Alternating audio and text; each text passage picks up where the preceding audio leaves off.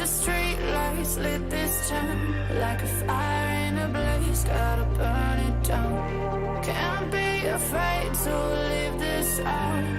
We got this far, don't know how. I see danger in your eyes. They know we'll burn down the night. Coming just like the sunrise. You know that we gonna let it away. Tonight, we gonna let it away. Tonight, we gonna let it away. Just like the sunrise, we gonna let it away.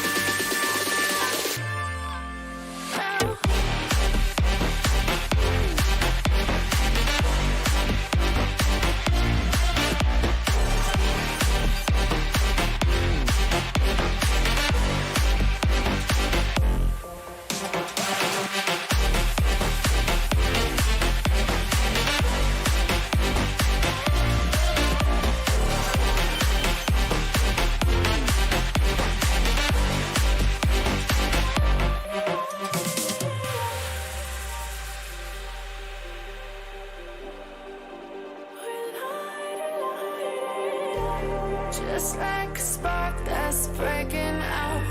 Can't make a stop, can't turn back now. We know that there's no room for doubt. No, we can't turn back now. I see danger in your eyes. They know we'll burn down the night. Coming just like the sunrise. You know that we gonna let it away. Tonight, we gonna let it away. Tonight, we gonna let it away. Just like the sunrise, we gonna let it away.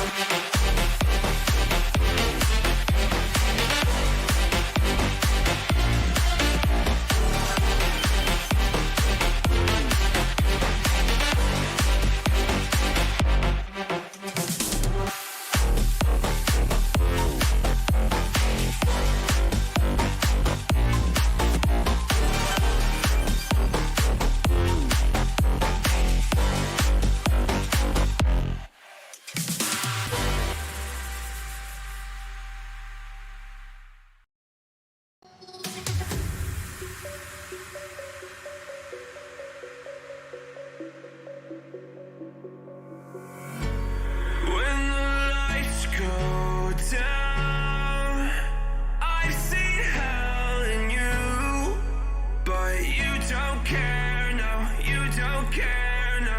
You just rather watch me fall from a quarter mile. I can see you at the call. Think about it, ring won't tell you what I saw. When you break it off, you'll see who had it all. You had it all.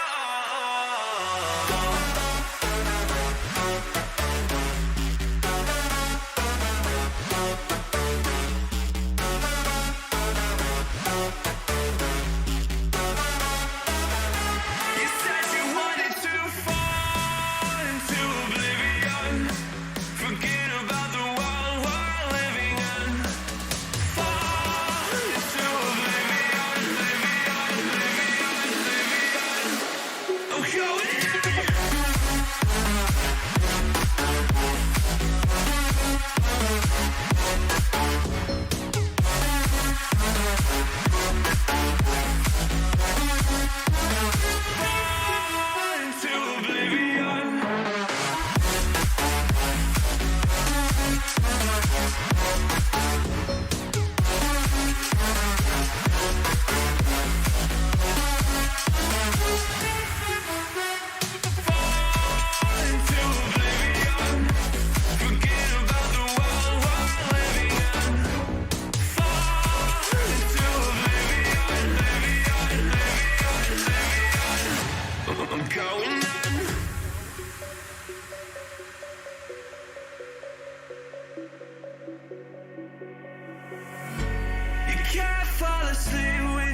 counting stars. Get it together. You might can't sleep when you let it serve. Now you wanna see me fall. From a quarter mile, I can see you at the call. Think about it, ring will tell you what I saw. When you break it up, you'll see who had it all. You had it all.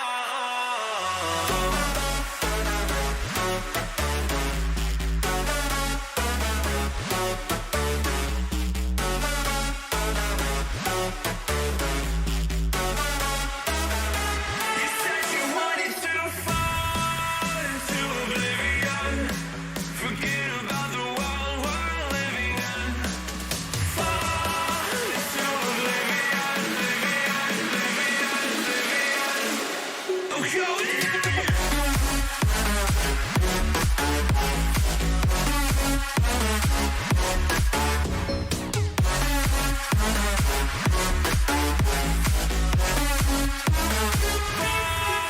into oblivion.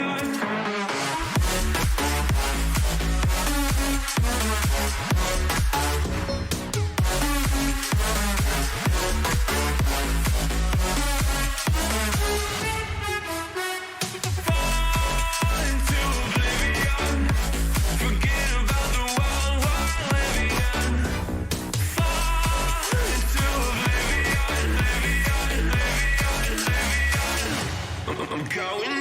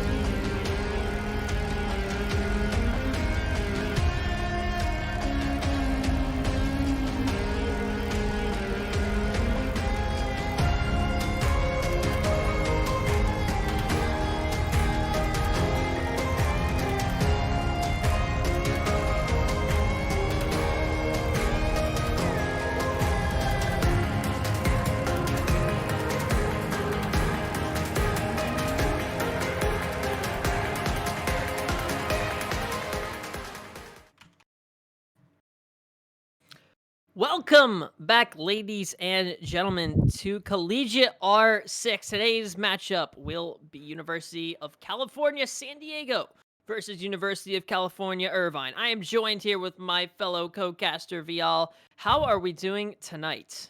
Well, like we stated before, Matt, we're a little tired tonight, but that's no reason to not cast and play some Siege. And what a matchup of the West Coast we have tonight, don't we, Matt?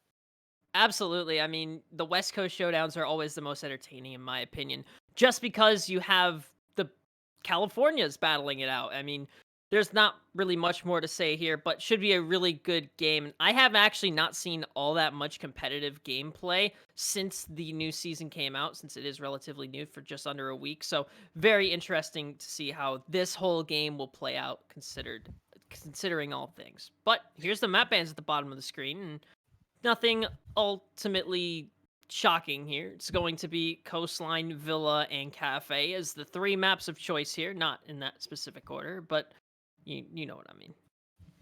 Yeah, well, the first map we're going to is Coastline, and that kind of is surprising when you think about how many of the teams elect to go to other types of maps. We tend to see a lot of teams go to Clubhouse or Cafe, and instead we're starting off on Coastline and then a potential to go to Villa and then a third map later on. But that's just honestly, we don't normally see a team pick Coastline, which means they must have something up their sleeve, them being UCSD, University California of San Diego. And I'm very excited because this map can go one way. You could really lean toward a trajectory of just stomping a team if you know your strats and you're running it very well, or you can just get absolutely demolished. And I I'm very excited to see it because I believe it was UCSD who won their matchup last week in a 14-1 deficit between two maps. So they're riding the hot bus right now, and I'm hoping they keep that bus going.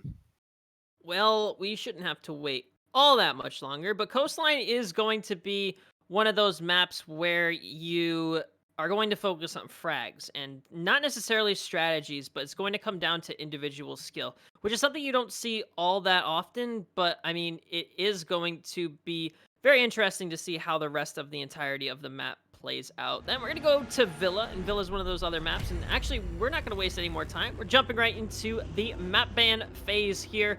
I'm sorry, not the map ban, but the operator ban phase here for Coastline between University of California, San Diego and University of California, Irvine. And for Coastline, I'm expecting to see, let's see, not a Thatcher ban necessarily, but you could be seeing some of that Buck ban to try and get rid of that vertical pressure. But who do you think?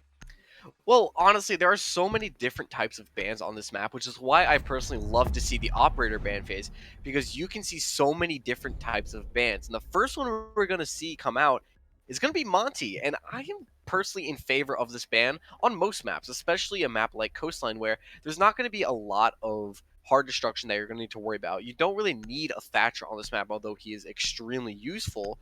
So I'm very excited to see where they like to line this up. And honestly, seeing, you know, Monty come out and then Jackal means that the roam game on this map, though it is a very small map, roaming is a very dangerous and potential lethal thing to any attack coming out. Well, especially a map like Coastline, where you need to be able to effectively clear roamers. If you keep somebody downstairs, for example, if the site is hookah, you really can't get any traction. Echo is also going to be banned here. Recently, because of his rework, his drones are now visible, which is a lot easier for attackers to deal with, but he still offers that post-plant denial of stopping that diffuser completely. And that doesn't require any kills or really any skill whatsoever. You can still hide those drones in very relatively seamless spots, so a good ban there. But it is going to be a no operator ban for UCI. Interesting. I believe Interesting. what's going to happen is that we will be having a rehost now because I believe one of the teams have to be swapping sides. But if we're going to talk about Oh, more of okay. these bans, I actually think that Echo is more of a, I guess you can say, a waste of a ban now, especially since the rework. Because if you think about it, especially on a map like Coastline, where there isn't a lot of space to hide as an Echo, where you need to hide if you're going to use those Echo drones, and now that they're visible no matter what, it's very difficult to say that it's a good ban. Yes, utility wise, it's a smart ban, but if you think about it in the long run, there are other operators that you could really get rid of that make more sense. For instance, Mira, an extremely strong operator on a map like Coastline, came out with this map and it makes a lot of sense. There are plenty of other operators on the defensive side that I think that could really prove to be more potent. Like Mute. We never see Mute really banned out. However, on this map, when you don't really need to worry about an echo ban, Valkyrie could be on the board, Mute can be on the board, Mira's on the board. I think this is where certain teams need to diversify their types of operator bans. Yeah, and I think that could be a thing to look at when we go into the reban. I'm not sure if all those bans will stay and stand the way that they were created, but I'm expecting to see the Monty ban stay and the Jackal ban stay. But you're right, maybe the Echo lean for maybe more of a Maestro or some other operator where you just don't need to rely a lot on that post plant denial. And I know that it's so important, especially at this level of gameplay, to really kind of deny the plant in any way. That's why Smoke is powerful, and that's why Tachanka now in the meta with his incendiary grenades, which can deny a lot of area. Goyo's so good at that as well. So it's really still the meta is trying to stop that plant because there are a lot of times where you don't necessarily have to kill the entire enemy team in order to win a round. It comes down to just stopping the plant. Yeah, and that's the thing. We get to see a lot of creative ways that teams are going to delay time and use that 20-second meta while slowly fading away, I think, with these new updates and implementations that Ubisoft is bringing. I think that we could possibly see that 20-second meta shift more to, say, a 30 to 40-second meta. Maybe it shifts out completely, and some teams are able to just get rid of all utility as quickly as they can. I would be very surprised if we didn't see something happen like that. But again, it also comes down to certain teams and how they want to ban. Like, again, I am not opposed to a Jackal ban, but I personally think that there are better operators. Again, map dependent. But I think on a map like Coastline, I think there are better operators that you could maybe get rid of. Maybe a lion ban, while we never usually like to bring up a lion. You know, he's one of those operators that in a post plant or even while the plant is going down can prove extremely powerful and sometimes overpowered depending on the site you're attacking and depending on how you are able to attack and the crossfires you hold. I don't know. For me, I personally love to see more off meta bans because it means a team is more trying to implement their type of meta rather than just set in stone, let's go for these default bans. Well, the default bans are also just to try and stop the other team from doing what they want to do. So I think the Jackal ban was kind of smart in just a sense that it's coastline. It's a roam heavy map, and by giving a Jackal cell on the board, it still has one person who has the entire ability to just see exactly where roamers are and if they're even on the map. But they're going to be sending it to a short break because we're having some rehost technical difficulties, but don't go anywhere. Oh, we're actually ready. Never mind. Okay. So we are going to send us right into the game. They tell us to take a break, and then all of a sudden we're back into the map. All good, though.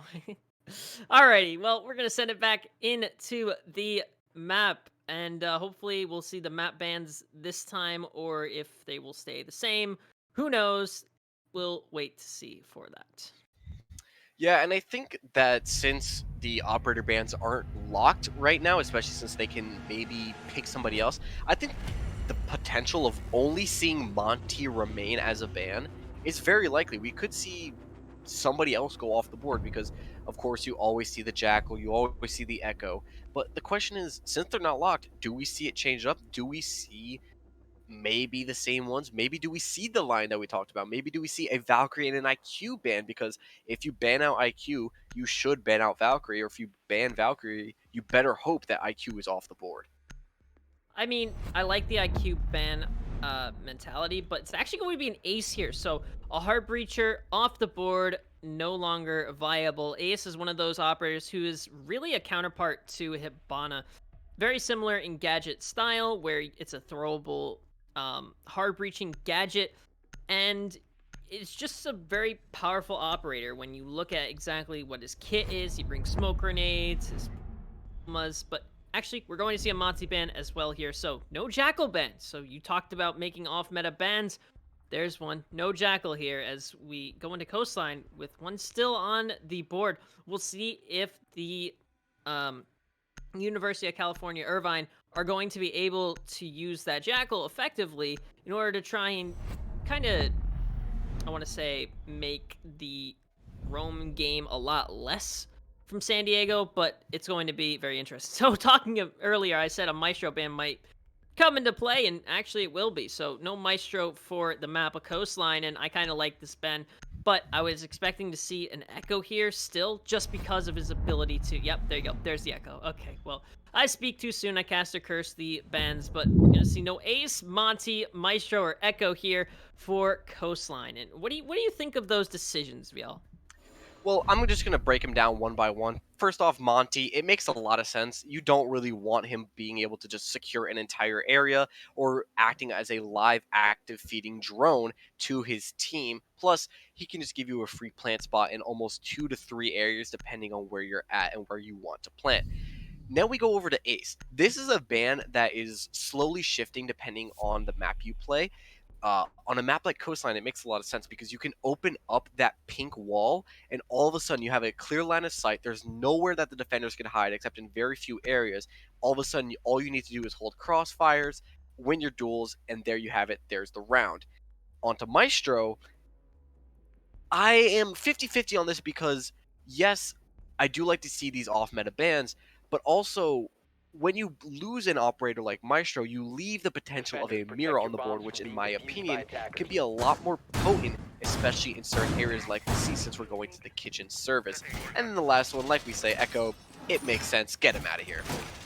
Well, just a reminder that Tachanka is still on competitive quarantine, where you will not see him played as of yet, just because he is so new in terms of the rework that he has gotten, and his impact on the competitive scene has yet to be really delved into. He's still being worked out and ranked, and he's still not an absolute necessary pick, but you are seeing an increase in his pick rate. So not going to be seeing a Tachanka or a, I believe, Zero either, along with a the Aruni. So those are 3 operators who are in competitive quarantine. But Echo has now been was out of that. So he was banned though, so you won't be seeing him played at all on this map, but still, it should be very interesting to see how the rest of this game play out. Looking at Allison, maybe trying to take control of the Aqua balcony here, as we do have Malusi playing behind Aqua Bar, and if the Mist Drone comes out here from Ash, no, it looks like she will be able to spot the Malusi. It will come down to if Allison can act on that intel here.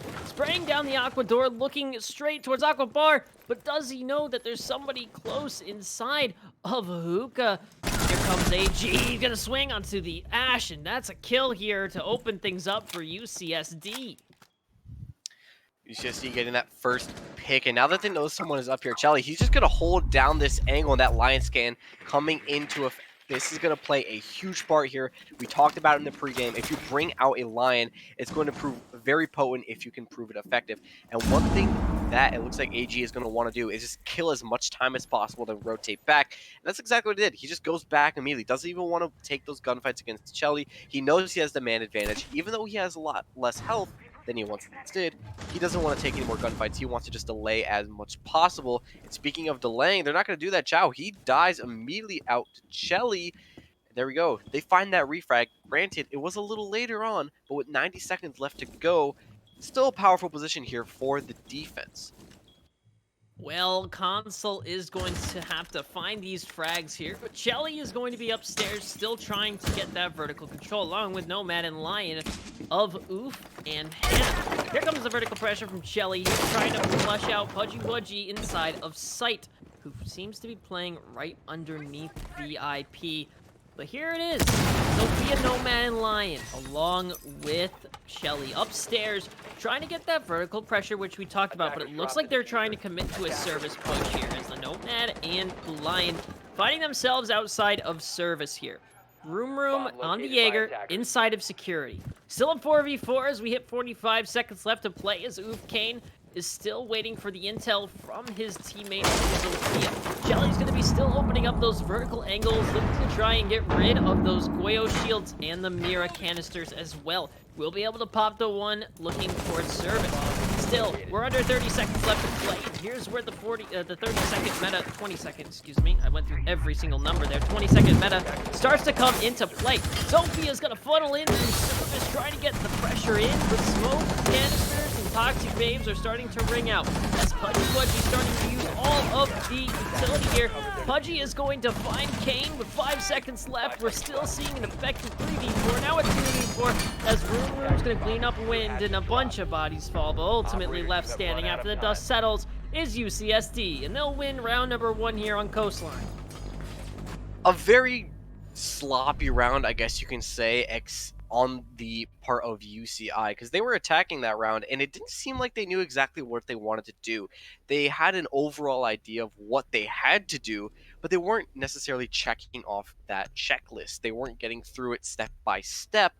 That kind of cost them in the end. They spent a little bit too much time trying to find AG on that roam. That ended up costing them. Granted, I don't know if that's necessarily what they were working on, but when you have 3 players up in that bedroom and then 2 hopping out and not really doing anything else, I don't know, it just seems a little disorganized to me. Hopefully they can find that rhythm back and know what they're doing as we head over to Hookah.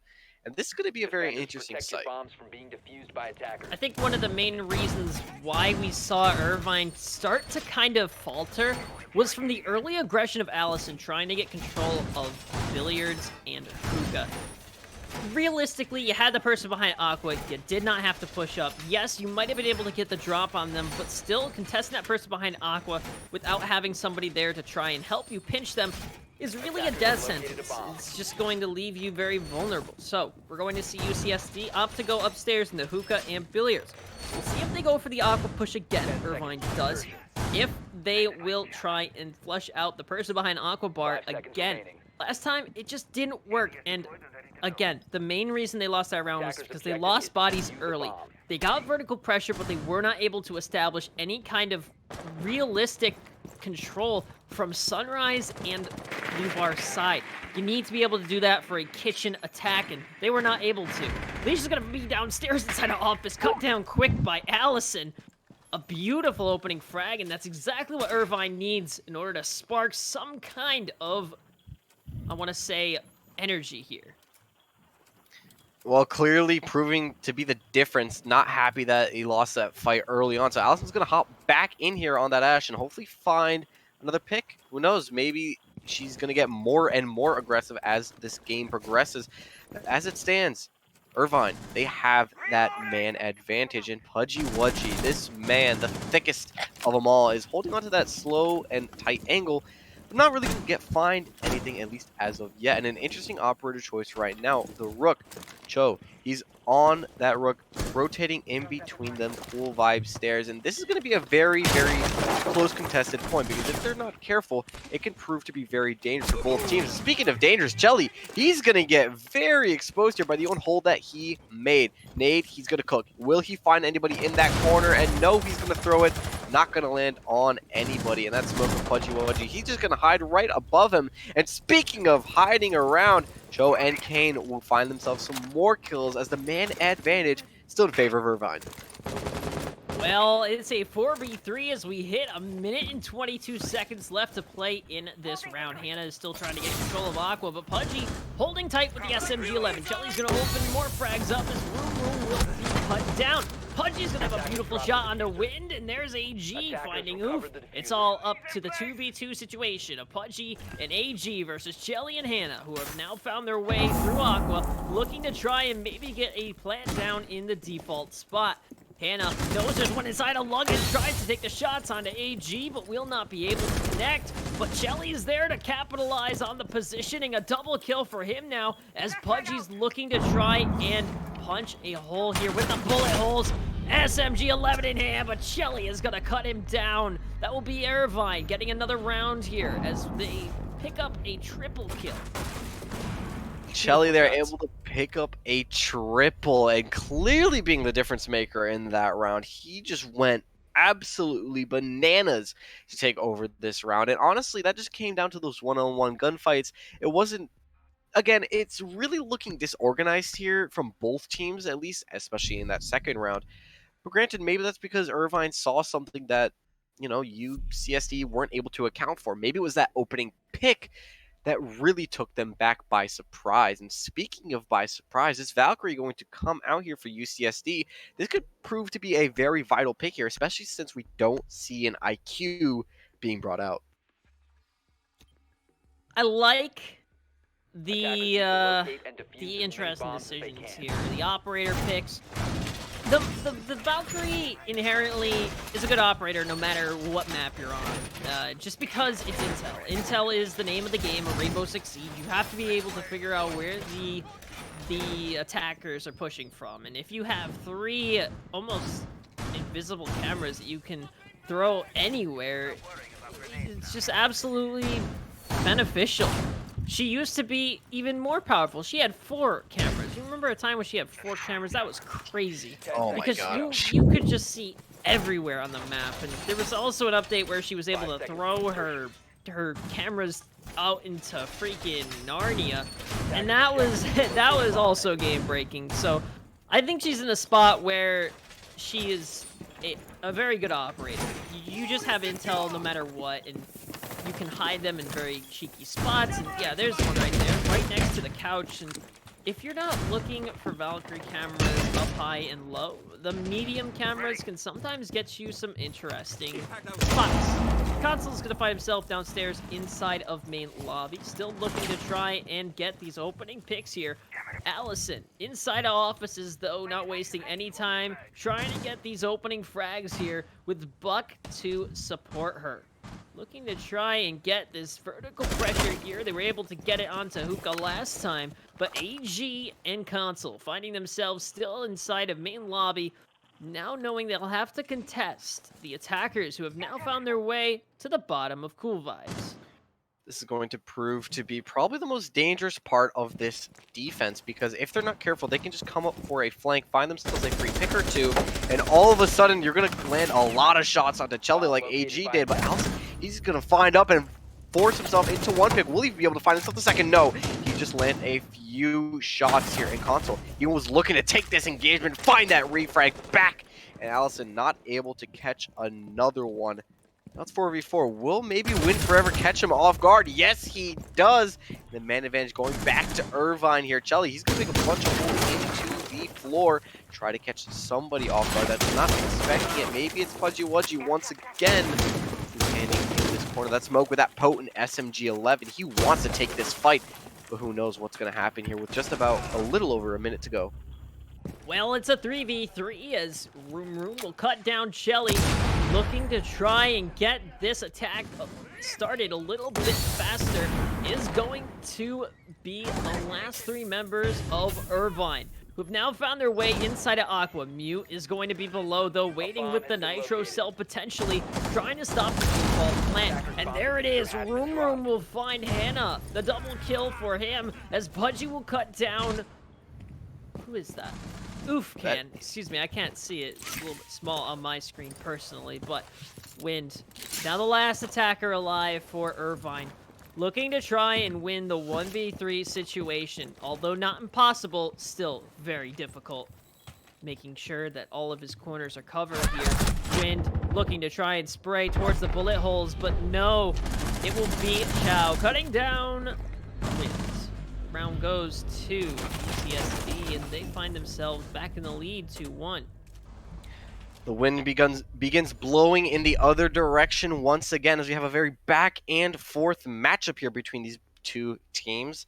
That's a 2-1 deficit in favor of UCSD, and honestly, I have nothing else to say other than both of these teams seem to be playing in a disorganized manner, and that's not necessarily saying anything bad against these teams. Granted, it is on Coastline, and this is one of those, as some people like to call it, the Call of Duty map of Rainbow Six Siege, where if you can just rely on your fraggers, you don't need to worry about anything else.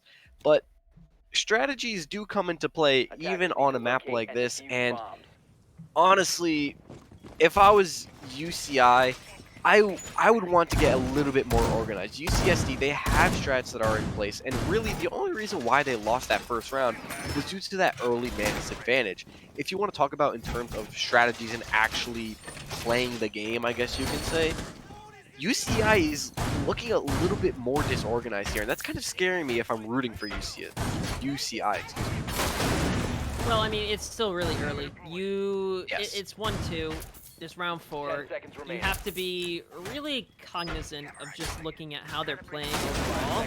And it comes down to just how, I don't want to say it's poorly executed, but UCSD is definitely doing a better job on the defensive side. And a lot of times it's easier to start on defense. You can try and figure out exactly how the attackers are going to move. They have to make the first move in order to actually gain ground and win rounds. So again, defense inherently, Siege is a defender-sided game, and that has been proven time and time again, but that doesn't mean that the attackers are necessarily at a disadvantage. They can still cause elements of surprise, it can still bring out the strategies that will win them rounds, so ultimately, it still is it's a hard thing to start on attack because defenders are most likely more comfortable on their map pick, so, I mean, you just have to look at it like, it's going to take UCI a little bit more time to warm up than UCSD, who are just kind of feeling themselves right now.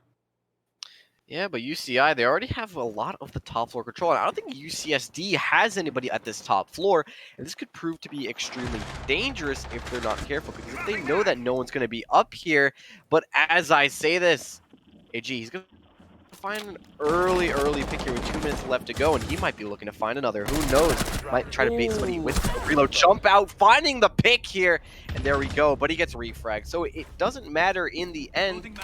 But if you think about it, this is going to prove very potent here with just about a minute and a half still to go. You lose a flank coverage in Nomad, and you Uh-oh. lose.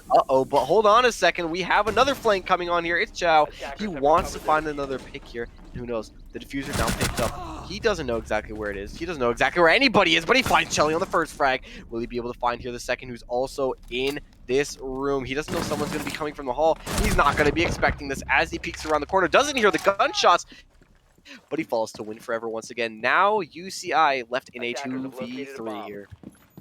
If you're UCI, you're still in a really good power position to make moves here. You have your Zoe, you have your Ashe still alive, who are trying to get this vertical pressure, and they've already gotten a good chunk of it, even though Sledge has been eliminated.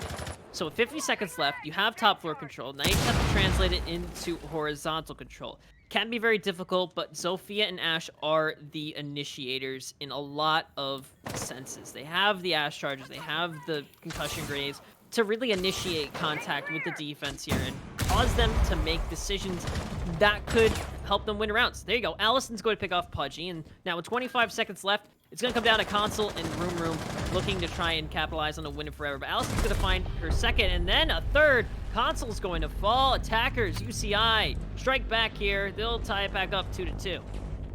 And this is the adjustment that I was talking about being organized, because if we notice when seeing the outlines, they were outside of that service door, and it looked like that was going to be their downfall. If they pushed through there, it would have been Console, I believe, on that Mira, and that's it. That's the round, because as soon as you have one person swing, you're going to have another, and all of a sudden it's down to those one-on-one gunfights. You're not winning a 180-degree fight or even a 90-degree fight if you can't win them outright and land that first shot. Them, after Allison won that first gunfight, they went all the way around to kitchen window. They weren't expecting that, them being the defense, and that caught them completely off guard. And Allison, let's be real, was just able to win those one-on-one gunfights. I mean, that's really all that came down to. Positioning, gunfights, it was really in favor of UCI. They put themselves in the power position. I talked about a 2v3, not a bad situation for UCI to be in. Even though you are already down in that man advantage, you still had a lot of upper hands over the defense per se. So back in the kitchen will be UCSD. They're going to be trying to stop this attack from being executed from UCI. It's a 2-2 here, as it seems like UCI has finally found themselves, and their attack seems to be rolling quite a bit on the heels of Allison and Shelly, who have been doing most of the heavy lifting for their team thus far. That being said, we're still looking at UCSD. They are still in a very good position to get the lead after the swap here. Round 5 is still 2-2, and you have a Mira on the board, so you should be able to win this kitchen site as long as you don't really play super aggressive here.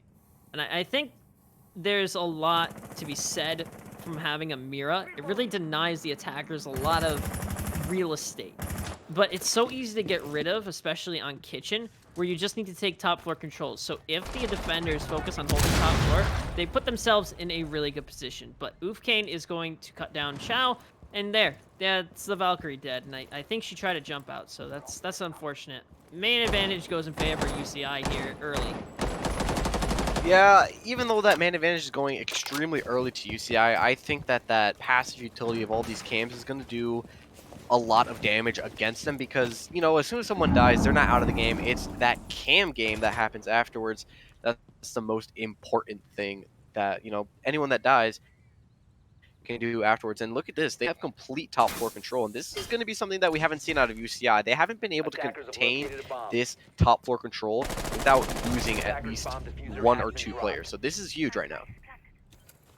Well, they are going to have to be able to capitalize on their positioning. Shelly is going to cut down Pudgy, now making it a 3v4 win. He's going to be trying to get those pre-fires here, but wow, okay. Well, that's interesting. Allison's going to take quite a bit of damage, but she didn't die, so that's a good thing. But it definitely looked like a headshot on my side. Well, I don't know about you, but if I saw one of my teammates doing that, I get extremely scared no matter who they are. And speaking of getting scared here, it's AG. He's got to take these gunfights. He's got no idea where everyone is, but the Malusi will be able to escape somehow, even on low HP in a 3v4 scenario. This defense is not looking extremely solid right now, but they do have 2 C4s. This could prove to be extremely potent here. And Chelly, he finds one. Will they be able to find a second here? Yes, AG gets cut down, and all of a sudden a 1v4 scenario left in a 0v4 scenario as you see Irvine take this round, and we see the potential for a 3-3 split here on the map of Coastline. You could just tell the way that UCI has been rolling on their attack. They have this kitchen attack down to an absolute T. They're able to get that top floor control, cut down all of their roamers without the need for a jackal, so that's already a huge advantage for them. I think that San Diego, they really need to start focusing a lot more on that top floor control, especially when you're trying to defend kitchen. Put 2 people up there. Don't have a Valkyrie jump out. That's just not going to go over well for your team. So now they're going to go back to hookah and billiards. This is the site that they've won already, and I think that this is really their strongest site. They're able to use their operators, the strategies that they've already put in place, the roam game, just really well, and I think UCI is going to find it very difficult to start to try and push site. Now, Matt, I have a question, because we do see UCSD, both of these teams in a way are struggling in their own kind of unique ways in terms of attacking or defending a site. If you're UCSD, you want to make this an even round count at 3-3. What do? Do you play more aggressive? Do you play more passive? Do you have one person roaming to try and just delay and attract as many attackers as they can? What do you do if you're UCSD? Well, I think that one of the big things is you don't play too aggressive. I think you play off of your intel and just try and make the most out of what you're given. Ooh, Room's gonna try a peek here, and there's Allison cut down. That is very unfortunate for UCI. That's their leading fragger, or one of them. Just completely gone, and I mean, a spawn peek, you gotta watch out for them, especially on Coastline. Although not the instant spawn peak, the Aqua, Balcony, or Run Out still very potent in any level of gameplay, especially even in comp. Yeah, I mean, I guarantee you Allison was not expecting that, especially after the few rounds of nothing exactly happening like that. So, but onto this kind of roam, they're actually going to be able to find roam, but Console's going to get that refrag, so it doesn't matter, at least as of yet. So we're going to see a lot more picks ring out. AG's going to be able to find Chelly, but it doesn't matter. AG swings and wins, actually, that almost a 180-degree gunfight, and he wins that last gunfight. AG popping heads like they're balloons here. Well, I mean, you saw UCI start to falter a little bit on their attack, and I told you that it was going to be very difficult for them to try and push site. The roam game from UCSD was very strong. They had 2 people downstairs between Blue Bar offices and Sunrise. They were able to cut all of that off. The spawn peak really took a lot of momentum away from the attackers, so a 3-3 split for Coastline is what you're going to be seeing. Now, something I want to expect from UCSD, a very aggressive roam clear. They're bringing that Jackal. They already know what exactly they're going to do. If I can take a guess, the Nomad is going to be outside of Aqua trying to get control of Hookah. Then you have a bunch of people just try and push from Penthouse Hatch over all the way through VIP, take control there. And that Nomad is just going to be really a distraction to try and stop the runouts from Hookah and Aqua. Just trying to make sure that there's somebody there to cut down all the crossfires. But I don't think they're going to be focusing Hookah Balcony as much as UCI did. Yeah, it probably won't happen that way, especially because we don't see the line being brought out here. Granted, they could eventually bring out the line, but we saw UCI bring out the line every single round of their attack. And that's something that we don't... Sometimes we see teams, depending on the higher level, depending on what their overall strategy is. But that's just something I wanted to note, is that we saw a line brought out by UC Irvine every single round. So clearly they wanted to utilize those line scanners at any possible point. UCSD probably going to be more focused on this flank watch, making sure that they don't get caught off guard. And, you know, that's a big deal, especially as a defender, or excuse me, as an attacker.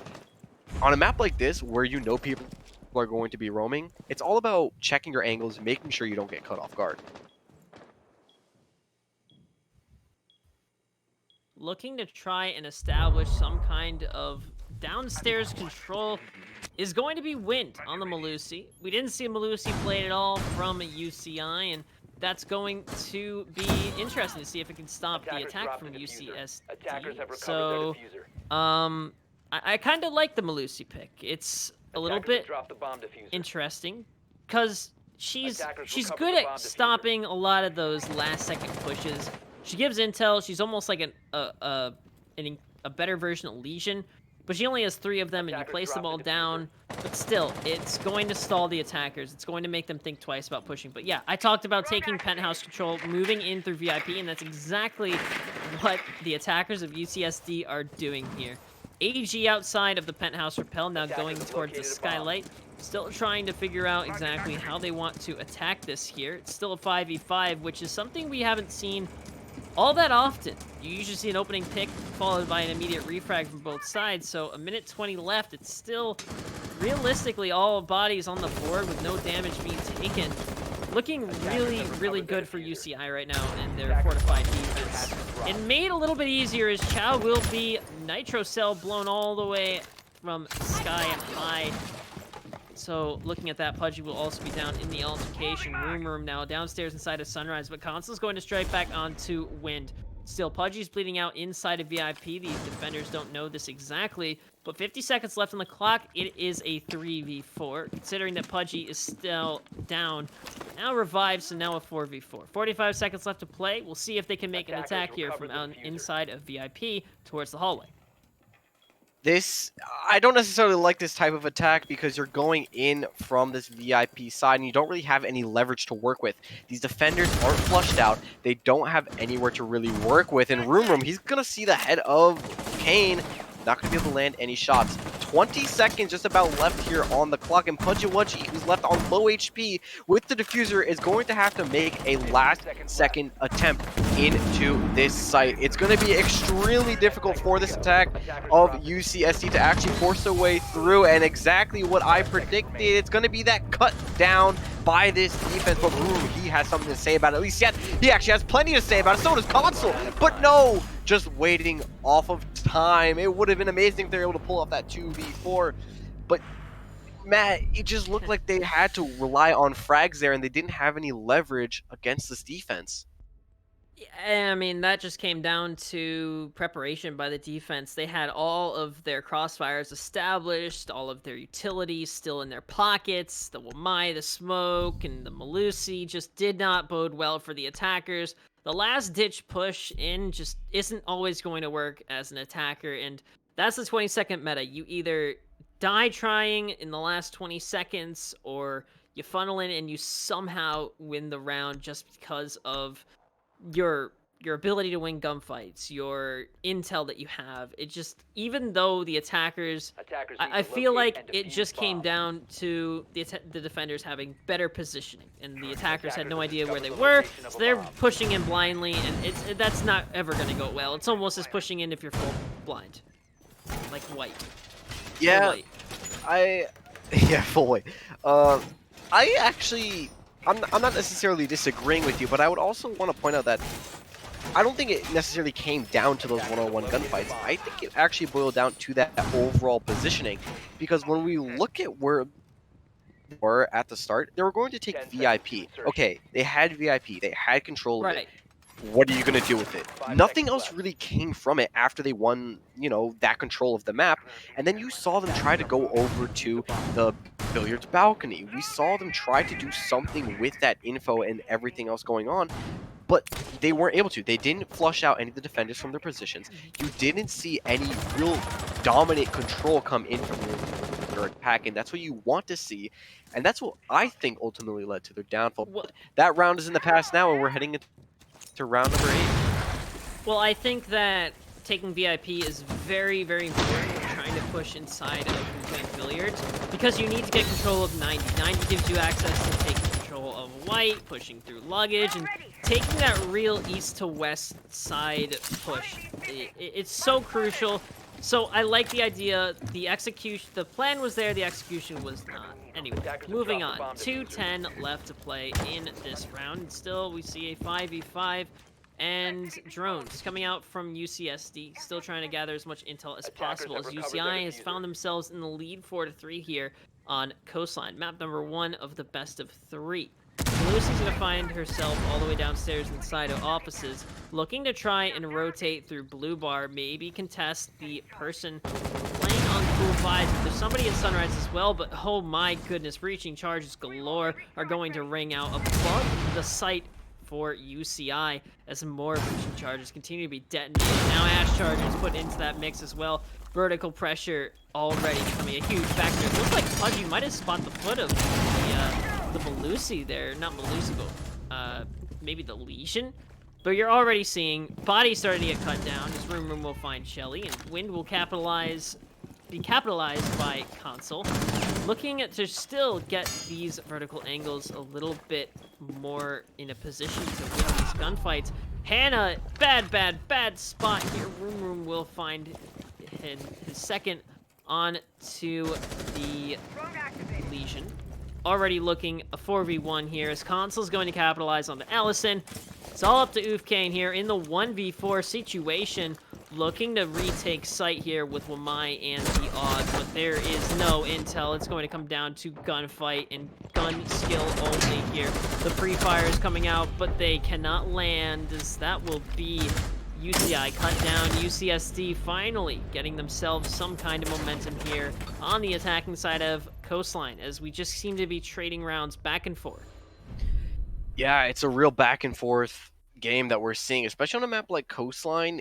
It makes a lot of sense, especially when you have two teams like this that are absolute gunners and can turn the tide of any match at all. So I'm still very excited to see both of these teams play out, because if we go all the way, it's very possible that we go all max rounds here. I think it's very possible, just because of how well they're trading out rounds. And I don't normally like to say that both teams are equally matched, but I mean, they're pretty equally matched. They play very similar. They have a very unique play style, which is to just wait. Play a very passive strategy. Make the defenders do the first decision before you have the attackers really force you into those positions. So I want to take a second to talk about this kitchen defense here.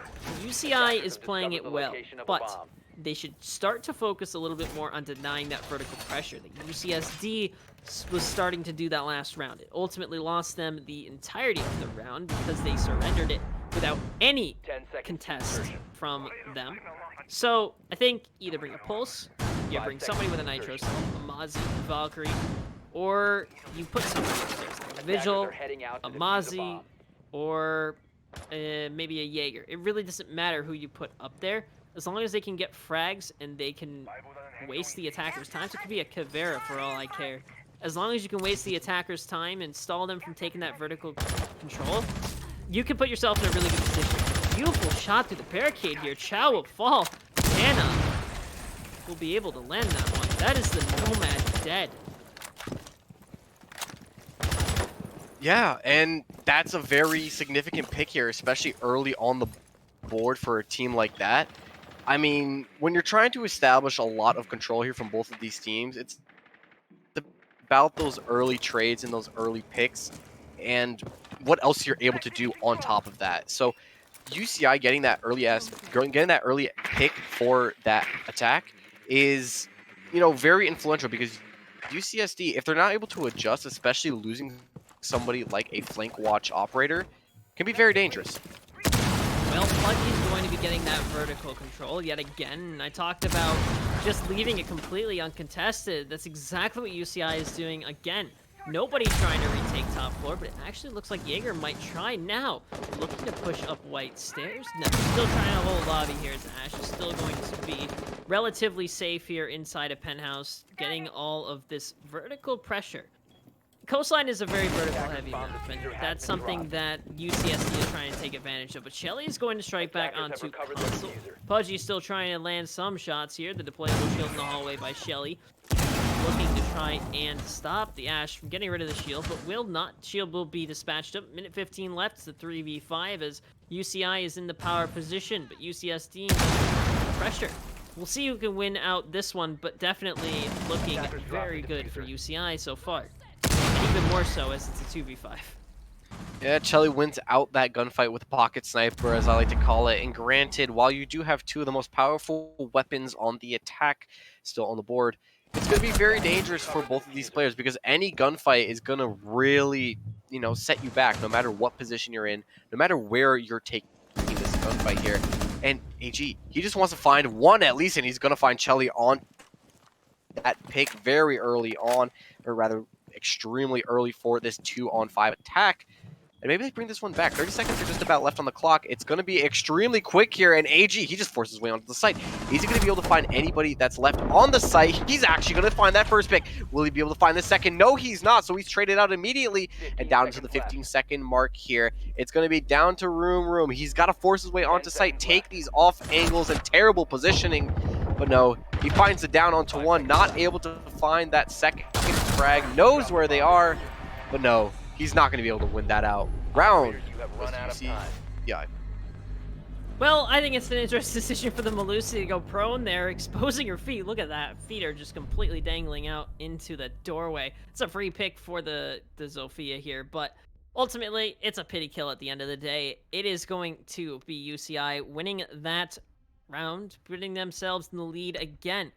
And the way that the trends have been moving has been just a back and forth battle. UCSD and UCI just keep exchanging round after round. And look, here's a line yet again. We haven't actually seen line become a huge factor here and hasn't really led to a lot of kills, but here's an interesting one. Blackbeard being shown from Room here, and it looks like they will stick the Blackbeard. And I think that's just going to come down to trying to win more gunfights. And at the end of the day, Blackbeard's going to give you that absolute boost in trying to win any 1v1s you try and take. Yeah, and like we said, it comes down to gunfights as well. And if they think that's what's going to elevate their game here, I'm not against the Blackbeard pick, but there are certain players that I think if you're going to bring out a Blackbeard, you know exactly why you're bringing out the Blackbeard. You're bringing it out because you want those picks. You want to take those heads-up gunfights, and you want to win them. You don't want to really put yourself in a bad position with your team. You want to basically just go in there, win the gunfight, get the frag. That's your entry. That's really all you need to worry about. I think that one other reason you can bring a Blackbeard is because he's just a distraction. At the end of the day, he might not be able to get all the frags, but you have a Blackbeard on a window, that's going to cause a lot of problems for the defenders. You're either going to decide, hey, I'm going to try and peek him, win the gunfight, and hopefully break his shield, or, there's a Blackbeard playing on that window, I am not even going to try because I will not be able to win that gunfight. I'm put in a terrible position by trying to swing him or kill him. I'm going to have to get the drop on him some other way. So he's going to cut down a lot of those long angles. And on a map like Coastline, it's not a terrible position to be in. Pudgy pushing his way in through offices here, looking to try and push into security. Now, the newly acquired Claymore from Ash, now switched out from stun grenades being placed down in offices. So I think that change from Ash with her stun grenades to a Claymore really puts her in a position where she's not as much of an entry fragger anymore. She is now support. She's almost as good as Sledge when it comes to opening those vertical angles. But here's the line, starting to try and push out the defenders here as Wind on the flank here. Does she see the Claymore? If she doesn't see the Claymore, that could be very, very bad for her. I think she might have seen it, but I can't tell. Allison quickly opening things up as Room will be cut down inside of Kitchen, looking to try and get the rest of the people who are pushing in. That's actually the Blackbeard, Ted. Oh, no. Yeah, I guess that shield doesn't really matter if it can't take all of the bullets from one magazine, so it's going to be UCSD in a man disadvantage with just about 60 seconds here left to go, and that gunfight will be won out immediately here by Wind. It makes a lot of sense. Knew exactly where they were coming from and just had to hold the angle and wait for someone to run into their crosshair here. And if UCSD loses this round, they have a man disadvantage right now. They could be sending themselves up against the wall. They'd be against match point if they lose this round. Well, 50 seconds left to determine their fate here as Console, AG, and Chow, the last three members of UCSD against the entirety of UCI, with only a Malusi and Smoke who have taken any lead damage here. As we see the repel from Lion here, ACOG on the... Oh my god, I just forgot what the gun name was. But AG is going to cut down one, and that will be Henna on the refragged as well. Because now we see Console moving their way through the base, and Chow is going to be completely obliterated here by Ufcan. It's all up to Console here with the Hibana looking to try and get these other picks here. Land some shots on the Jaeger, but ultimately can't land all of them as Allison's going to capitalize onto that. UCI win 2 rounds in a row for the first time in this map.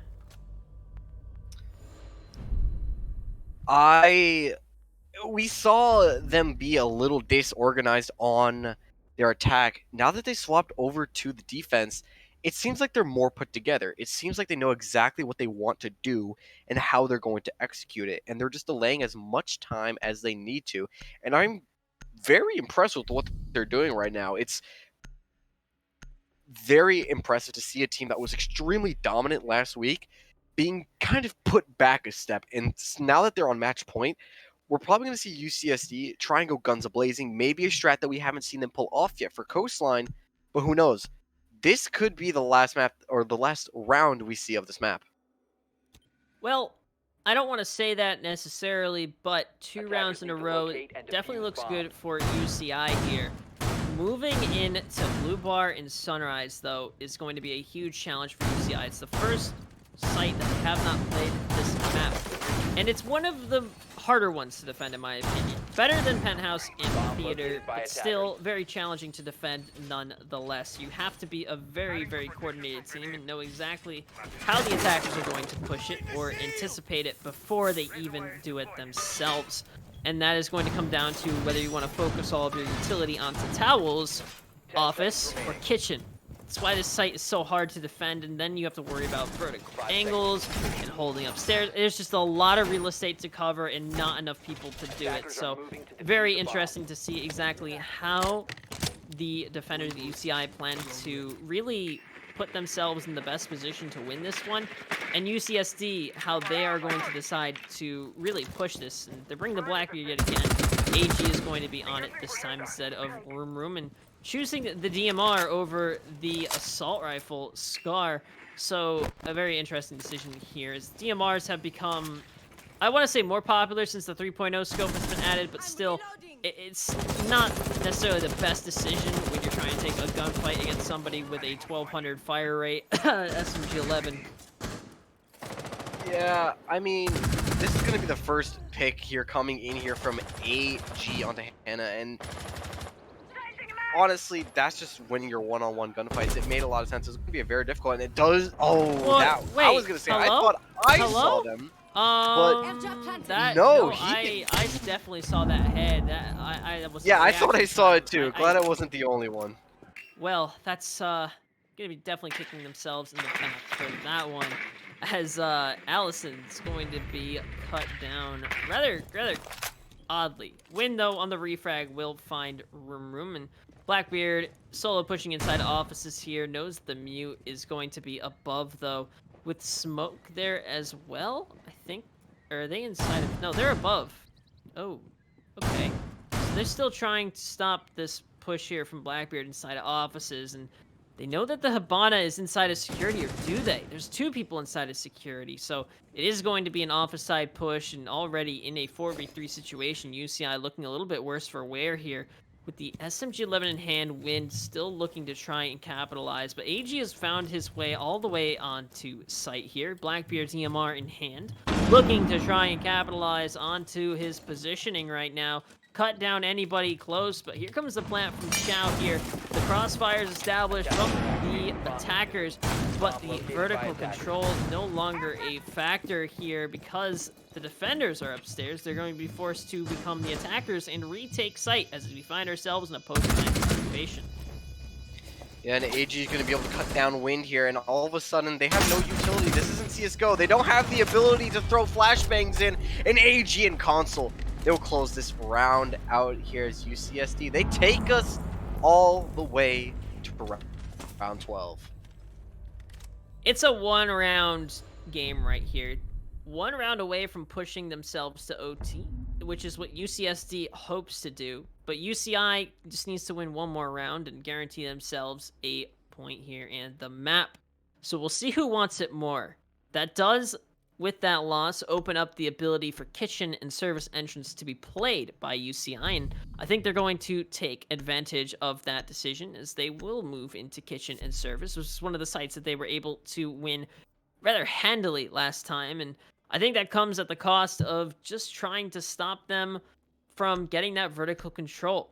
And bringing a fuse here as the Hibana will be 6th, so no hard breach for UCSD, so you already know they're going for a gigantic vertical push here. Looking at their operator lineup between the Fuso, Ash, and the Nomad to cover flanks with the IQ to maybe get some opening frags, because right now she's 13-8. No Blackbeard needed this time, and I don't know if that's necessarily the wisest decision, but, you know, IQ is good for getting rid of those Valkyrie cameras, which I think is what they were expecting from Oof Kane, who has found himself in a rather odd position. At 4 and 10, you want to be playing your support, but you still need to be able to play the operators you're comfortable with, and I think Valkyrie is going to give him the best opportunity to do that with his team. Attackers are moving to defuse a bomb. I think that it's interesting to look at exactly how UCI plans to defend Kitchen, because they are bringing the nitro cells. They are looking to try and deny all of that vertical pressure, which could be attempted from UCSD. But at the end of the day, it is going to be able to try and flank, get that upstairs control completely. I want to say, what's the word I'm looking for? Negated. That's the word I'm looking for. As we are going to see Console drone in through Penthouse Hatch, looking to try, again, get this top floor control. It's something that we've seen rinse and repeat from both sides, and it's really what makes Siege a lot different from other FPS, where you don't necessarily need to push directly into a site and win your gunfights like COD or even CSGO. You can use your gadgets, you can use your utility to open up floors and give yourself unique angles, and I think that's something that makes Siege a little bit more strategic than other FPSs. But a minute 50 left, and now the fuse charge is starting to get me around Console here, pushing into site, and now that will clear off the entirety of where the Mira should be, but there's nobody inside a pantry. Actually, I think there's only one person on site. I think the Legion's the only one in fridge. Yeah, I mean, this is actually the only one. If only... Well, I mean, Smoke is in the hallway, but still, UCSD having only a were Legion. able to read this right now and just do a full-on kitchen rush. But, yeah, it's... I would say it's still very dangerous, especially as a defense when you leave only one person on site. But granted, when the team's not able to read into it, and they're not going to read into it, at least it doesn't look like it, you know, maybe this plays in favor of the attack. There doesn't seem to be a lot of contention. All 10 members of this lobby are up for this match point last round here to see what are both of these teams made up of. 45 seconds here just about left in this round. It's gonna come down to these one-on-one gunfights, the angles that they choose to pick.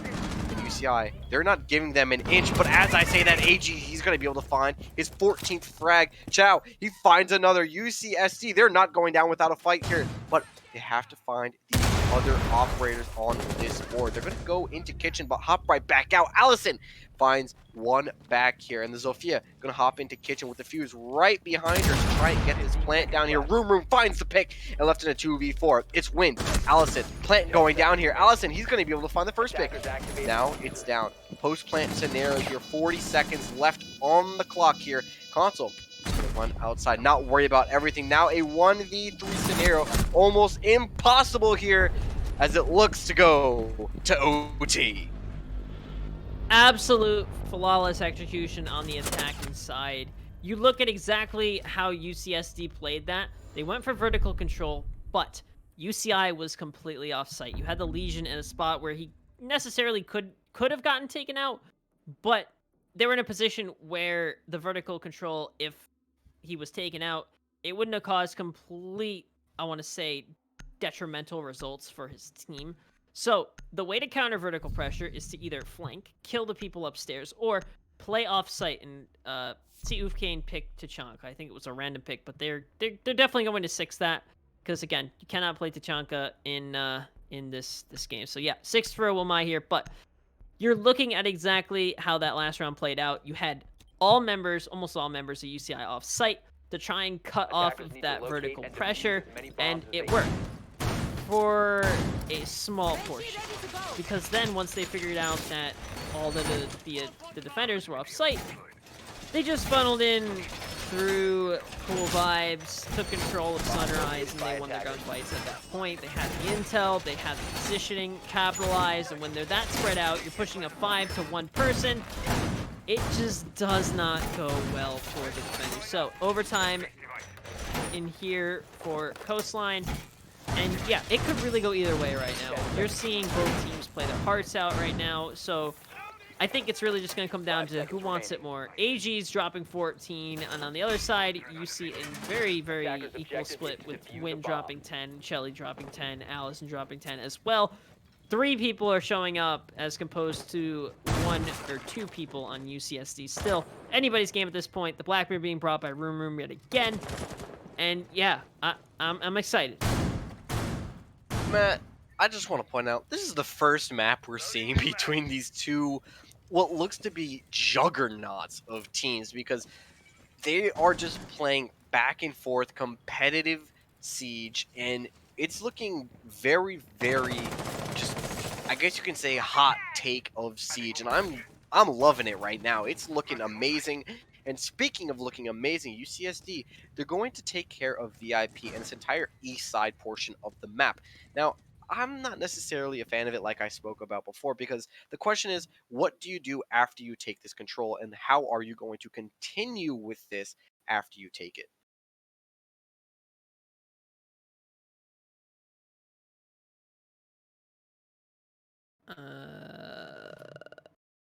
Hello? Yes, Matt? I think my PC crashed. Hold on 1 second. That is not exactly But I can still hear ideal. you. If you can see the RTMP, please take over. I can also not see the feed right now, but I'm going to be assuming that at least a pick has happened. So I don't have any eyes on the game either right now, and neither does Matt, it seems to be. Oh, So I thought my game froze. All right, well, so that's good. All right, well, I don't have eyes on the game at all right now. But I will want to talk about this and how they're going to attack this, and how, if they are attacking this, it's very it's a difficult attack to deal with, especially when you go for that VIP take. And Matt, well, tell me, if you take over from that VIP, uh, what would you consider, I guess, the strong suit of, taking over a VIP side? I think that taking VIP here is a really good. Oh, and my camera's not here. Okay, well, I apologize. I'll iron that out in a second. But I think that a VIP take it would probably be really, really good. You want to be able to really get control of 90, push in through luggage, and put yourself in one of the better positions to just get those gunfights. So hopefully that's exactly what they did. Again, we cannot see anything and we apologize for the technical difficulties, but there are some things that are outside of our control at the moment, especially with my camera. I'm about to fix that. Hold on. Yeah, uh, it happens, but we're going to head over to a quick break and we'll be back with you as we start on OT between these two juggernauts of team. I'm Vial along with Matt. We'll be back with you very shortly.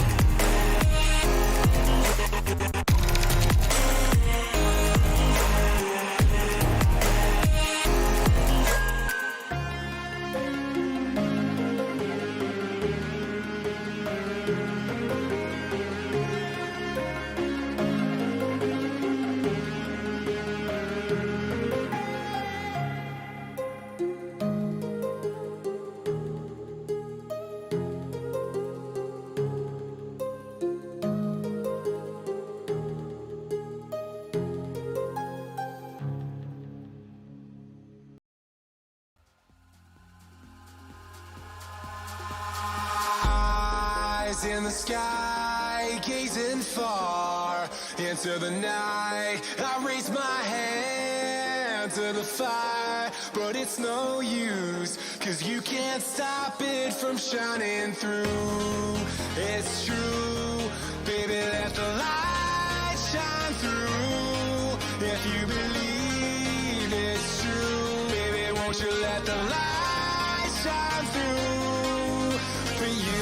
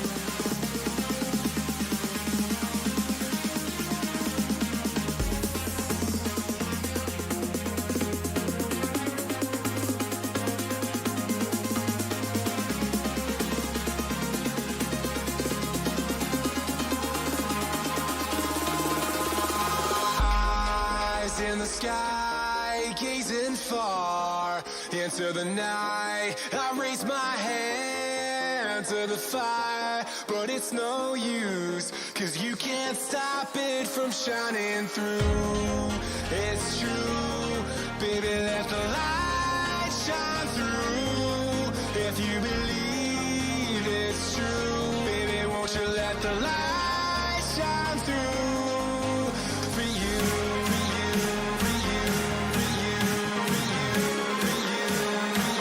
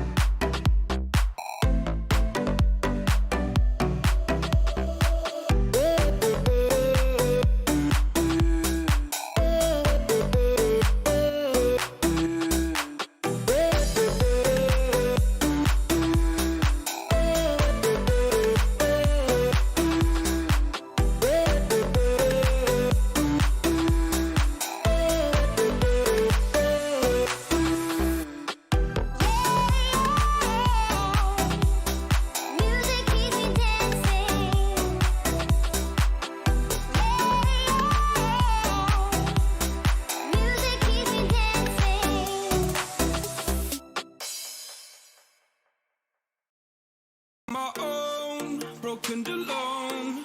I feel the rain crashing down all around this empty town. I'm searching for the lost and found, but you don't care, you're unaware. Keep moving like the scars aren't even there. It's in the air like a blazing flare. Don't stare 'cause the flames will burn us. I thought you were the one for me. That's why I gave you everything. Held you close by the stormy seas. Oh, you meant the world to me. I used to kiss your head when you cried for me. Hold your hand while the pain was over. Keep you warm by the roaring sea. You meant the world to me.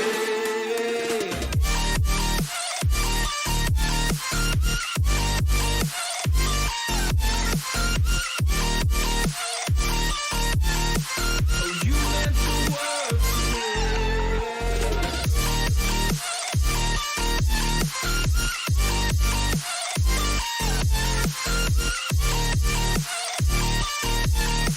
Oh, you meant the world to me. My darling dear, you're never here. When I'm in pain, you hide and disappear. Like shadows in the atmosphere, charting the stratosphere. Yeah. I prayed for you and kept you near in hopes you'd chase away my fears. I'm on my own, you made it so, and now I'm chasing nightmares too. I used to run with you through the great big leaves, laugh at you when you laugh at me. Hope for us because I believe the home was just you and me. I thought you were the one for me. That's why I gave you everything. Held you close by the stormy seas. Oh, you meant the world to me.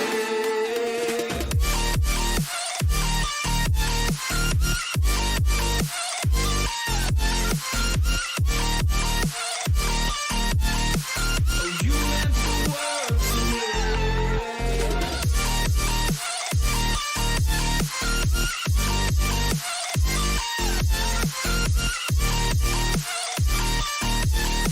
Oh, you meant the world to me. Oh, I'm gonna do this on my own. No point in blaming you, you did not know. Oh, I thought you were the one for me. That's why I gave you everything. Held you close by the stormy seas. Oh, you meant the world to me.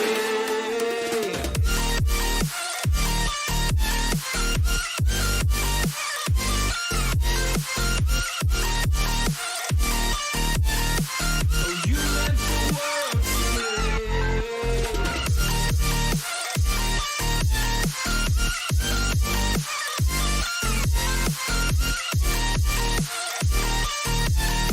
Oh, you meant the world to me. Oh, I'm gonna do this on my own. No point in blaming you, you did not know. Oh, I'm gonna do this on my own. No point in blaming you, you did not know. I thought you were the one for me. That's why I gave you everything. Held you close by the stormy seas. Oh, you meant the world to me.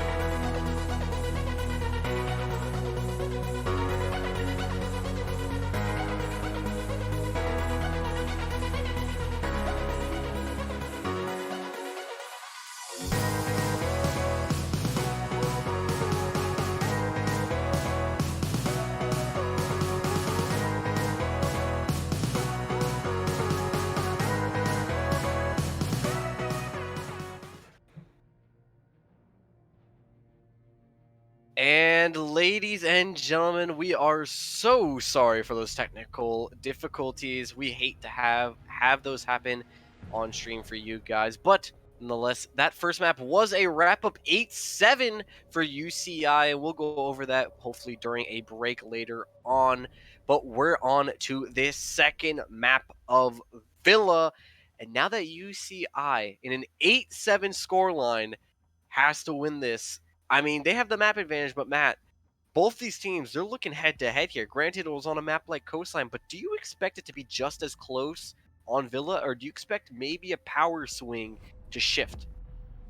Well, Coastline's an interesting map just because it relies a lot more on frags and vertical control.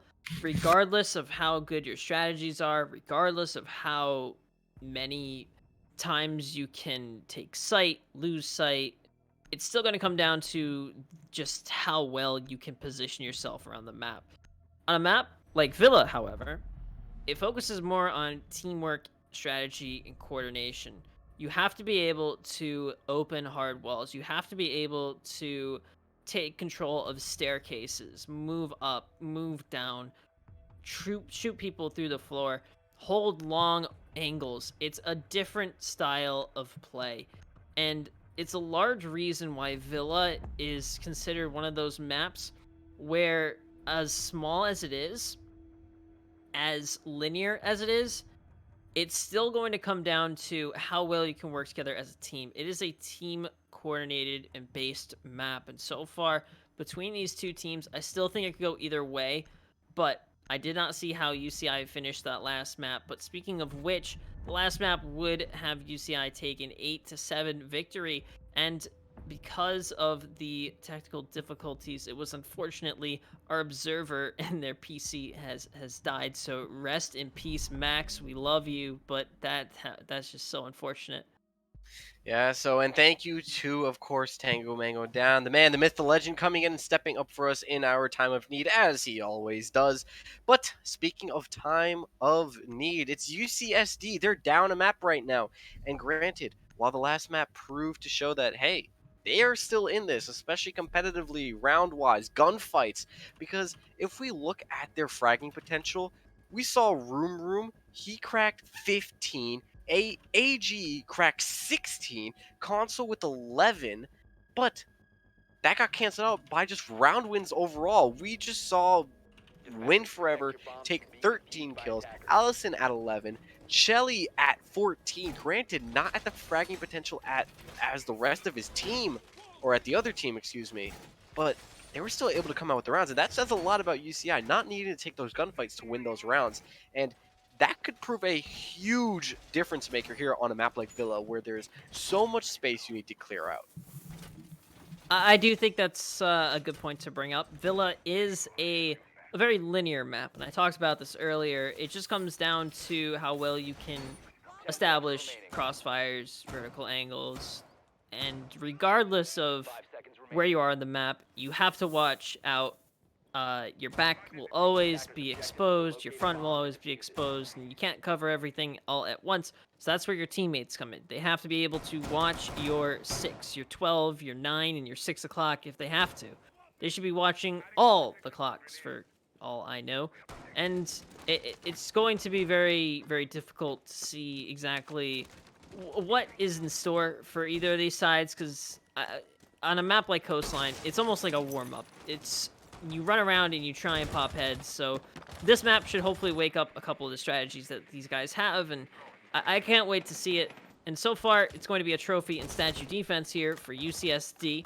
They look to be handling themselves in a way where it's mostly fortified onto site. They have the wall electrified with the cage charges, so they'll have to waste some sort of utility on the attacking side in order to get that wall under control. Sophia actually took a little bit of damage there, and I think she might have accidentally impacted herself, but I'm not all that certain exactly what happened, but it is going to be a little bit harder for them to come back from that, already losing HP. But Allison's below, ripping open the floor here, getting rid of the cage charge, hopefully.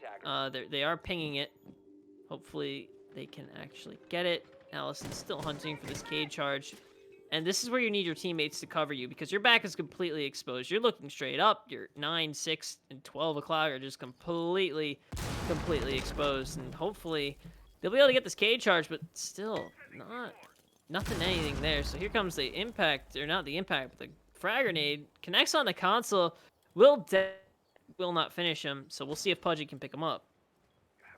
Well, it's interesting that we want to point out those Kaid charges because if you look at where they're at, they're so high up on the wall that I don't even think Console can get, or excuse me, Allison is going to be able to get a line of sight onto that Kaid charge. Speaking of angles too, Console, he just swings out trying to find Hannah, but no gunfight winning out there, and those Kaid claws, they're going to delay it, and that means this attack is going to have to funnel through one of the main avenues now. Just about 45 seconds here left on the clock. Angles being peaked. Safe 4 rings out from Room, finds Hannah. That's the opening pick coming down. Cho finds another one now, and all of a sudden this attack is looking less and less lethal now. They know exactly where everyone is. He finds another one, and there we go. The Aldo rings once more. Allison and Win Forever left in a 2v5 scenario. Looks very unlikely here, but Allison gonna find the first one. It's gonna be very dangerous here because with just about 20 seconds left on the clock, it's gonna be very difficult. They have to peek into these angles. They might as well save KD at this point. It's gonna look almost impossible. And Joe, he gets cut down here. 3v2. Hold on a second. We might see a spark of something. Wind, he finds another, but no, they have to get the diffuser down or else it's game over. And there we go. First round for UCSD. That got down to the nitty gritty there, Matt. I have to applaud UCI. They did a really good attack initially. They took control of bedroom. They had control of bathroom, but the positioning from the defenders was just a little bit too much for them to handle. Just a reminder, Coastline was going to be won by UCI. They took it 8-7, and it was almost a little bit played off stream just because of some technical difficulties. So again, we apologize. But going back to that last round, it really came down to the defenders just holding strong, and I do have to hand it to UCI. They were able to almost bring back a 5v2, and it looked like they kind of just pushed in and fragged. I mean, the Zoe did a really good job at just getting into sight, pushing, and just really giving themselves a really good advantage in that sense, but still, no time, no diffuser. It's really hard to come back from that, but you still have to give them credit where it's due. It was a valiant effort. Valiant it was indeed. And we're going to start on the second round here in UCSD. They're going to head over to the Planes and Games room, as we like to call it. And this is where we could see a setup potentially, maybe get picked apart. Because granted, while they were able to maintain that control and that defense just seemed to be like a bunker, not able to be broken down by that attack, granted, they left the entire wall of closet soft, which I found very interesting. You don't normally see that from any competitive team, whether it's tier 3, collegiate, or even the pro team. It's very rare that you see that wall completely soft when you're holding the trophy and statuary site. But speaking of holding on to very interesting angles, AG, he's at the top of this sink. He's chilling up top. He's checking himself in the mirror maybe. It's time to see if he gets spotted out by Hannah. Well, AG in a very precarious position here. Oh, no. Inside a bathroom. Oh my goodness, a trigger discipline finds Ash and Sophia. The mist drone just comes out. You're looking for the third. It finds the third, of course.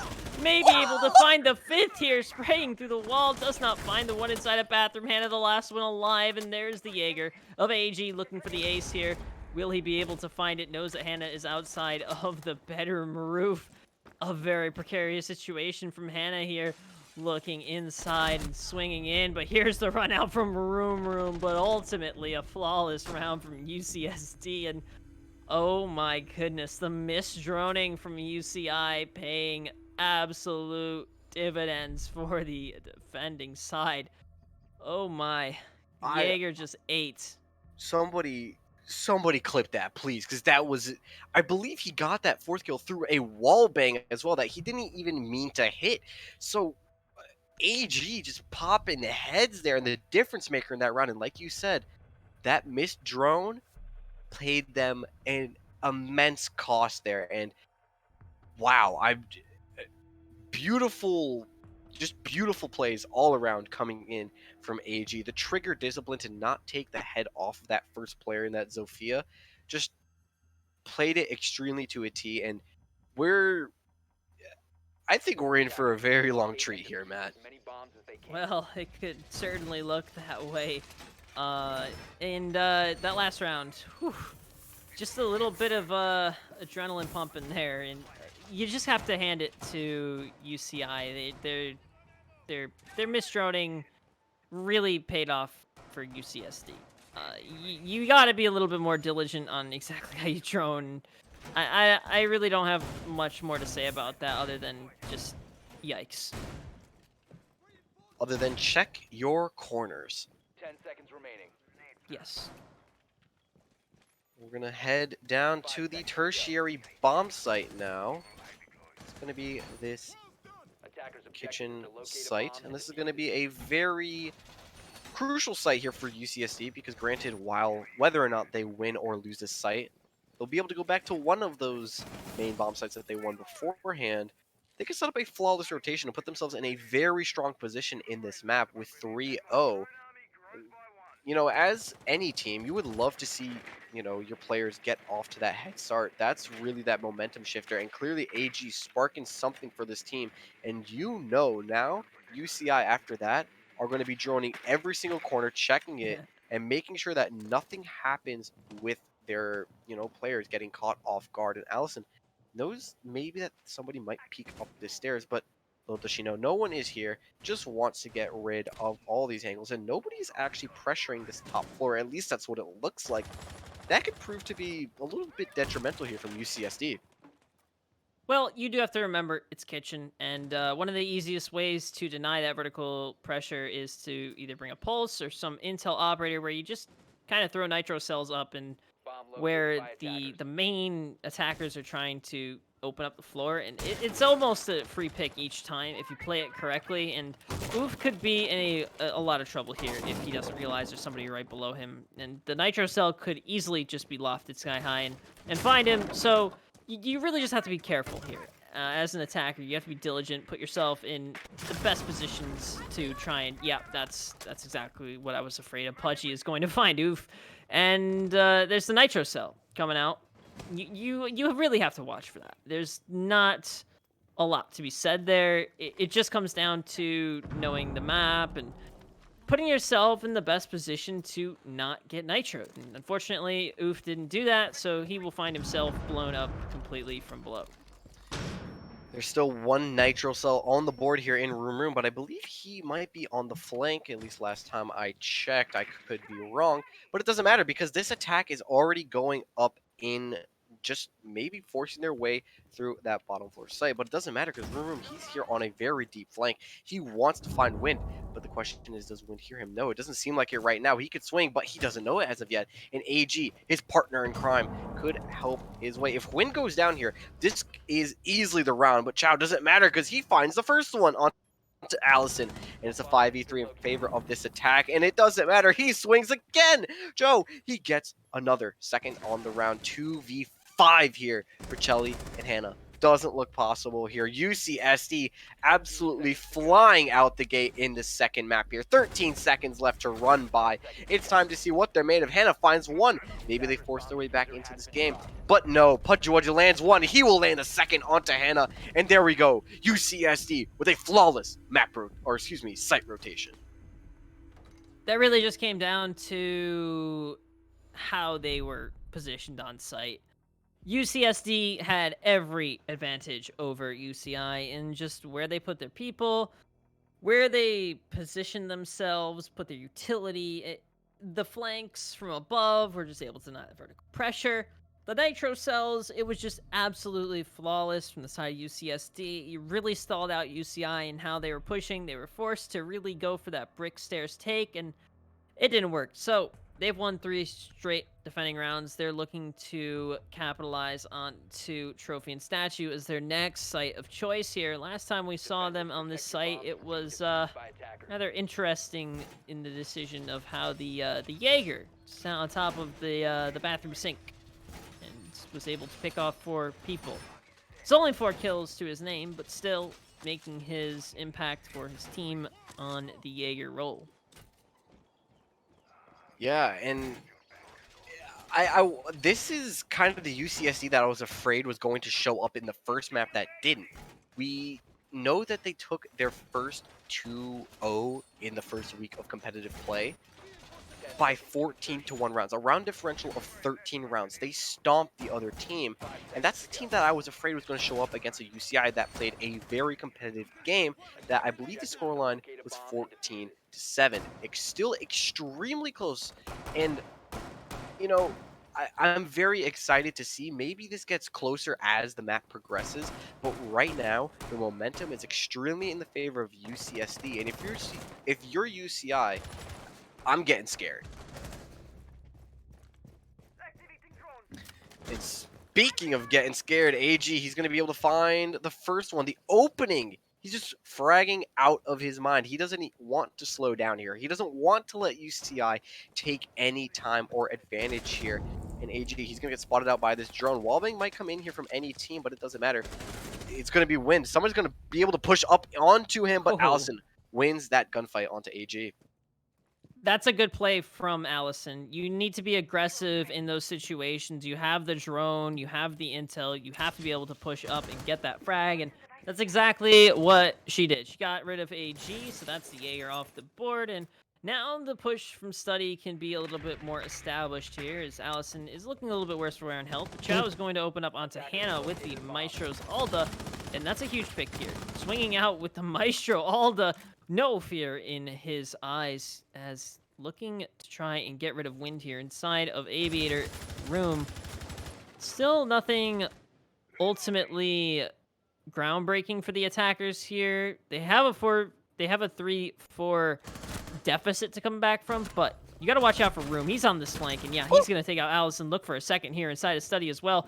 Now retreating, though, knowing that Wind and Shelly are hot on his tail, rotating down. Is not going to contest the Mozzie and Art Studio, though, instead opting to push in through 90. Knowing that the Maestro is close here, this is a very, very interesting situation that Shelly has put himself in, with Chow now needing to reload the Alda. The 81 bullets need to be all in the magazine for it to be super effective at the spray and pray. Wind knows there's one here. The Peeker's advantage favors Wind here as he finds his first pick of the round. Now making it a 2v3, a little bit more manageable. Second kill to pick up here on the console. Maybe they can bring it back here. 2v2 now ensuing is Pudgy and Room. The last two members of UCI looking UCSD to try and get the kills here, but Wind is going to find his third on 2-1, but he will find a fourth of 4K as UCI starting to get their name back here as we see them take one round here away from UCSD, and in a very, very good fashion here. 4K to finish it off this round.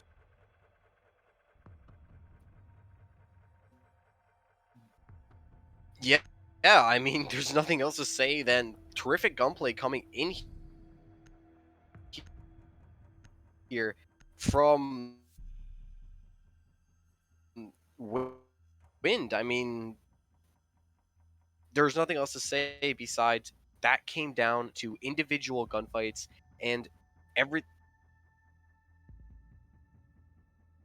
Well, I think we're having some technical difficulties with Vial and his mic, but still, it's been an interesting day with technical difficulties, so we apologize, because we know that they are part of the production, but, you know, when you have a lot of them, it does make it very, very challenging. That being said, I'm still here, so I will be able to aid until Vial fixes mic problems, as it is going to be a trophy and statue defense here, as we're looking to try and establish some kind of lead again. But UCI is hot on the tail of UCSD here. Round 5, a 1-3 score here as UCSD is leading over UCI. And you can really thank that last round in favor of Wind on the Zofia, picking up 4 crucial frags and being able to take a 2v4 situation and actually bring it back. It's something you don't see very often, and when it does, it pays out really well. Almost a little bit unexpected, just because of the way that the entirety of the round played out. Low HP on both sides. It just very interesting decision there. So it is going to be console and room inside of study. Now moving into aviator and games. Looking to try and stop this push through study, which we saw last time from UCI, and it almost paid off. And you had the Jaeger off inside of study, and it paid a little bit of I want to say time waster, but you have the mute as well, so that's going to deny some drones and make it a little bit more challenging for the Ash to push in. Console inside of games room knows this one on the 90 repel, looking to try and contest it here as Shelly will be droning in. Console will dispatch that drone rather quickly though, and already you're seeing a push through study from Wind, very aggressive here. Knows there might be one at the top of red stairs looking towards landing as well. Here comes the rest of his team pushing in through study and 90 hallway. Accordingly, they have to be able to take some real estate soon here or else they're going to stall out. But here comes Console trying to spray over towards Vault as the reinforcements. He's got to be able to take the fight in the zone, but no, Wind's going to win that fight. Knows there might be one on top of red stairs, but here comes the push from study and games room, now in control of UCI, looking in a really good position to try and make something happen. The question is, are they watching this flank coming in from room? This Malusi could prove very, very dangerous, even though C4 has already rang out from her. This could be extremely deadly if they're not careful here, because any roamer, even especially with 90 or just about a little under 90 seconds to go, could prove very, very vital for defense. Chow here, he's just going to hold a very tight angle, and Alexa just hold off of it, doesn't want to force himself into taking any bad gunfights here. And granted, the man disadvantage is not in favor of UCSD, and now it's even less in favor of them. But granted, this team has been playing very solid. Maybe this is the tide swing that we see from UCI. Maybe that one round coming in from Wind is exactly what they need to do to swing around. 45 seconds here just about left on the clock, and they're starting to push in here. Pudgy, Room, and AG. Two players that can absolutely frag out of their mind and ball here with just about 35 seconds left to go. Allison, he's going to find that double kill, though. And Room, he's got to find one of these two players that are going to push up, and now it's down all onto Pudgy Wudgy. But no, he gets cut down by Wind, and there we go. UCI taking a flawless round. The tides have shifted, or shall I say, the wind is now blowing in another direction. And forever it shall be is the hope for UCI, as you're seeing Wind absolutely starting to put the team on his back right now, and ultimately he's doing a very good job. The Zofia entry fragging, getting those gunfights and initiating altercations between him and the defense. So we're going to now move over to Aviator in games, which is the site of choice for UCSD.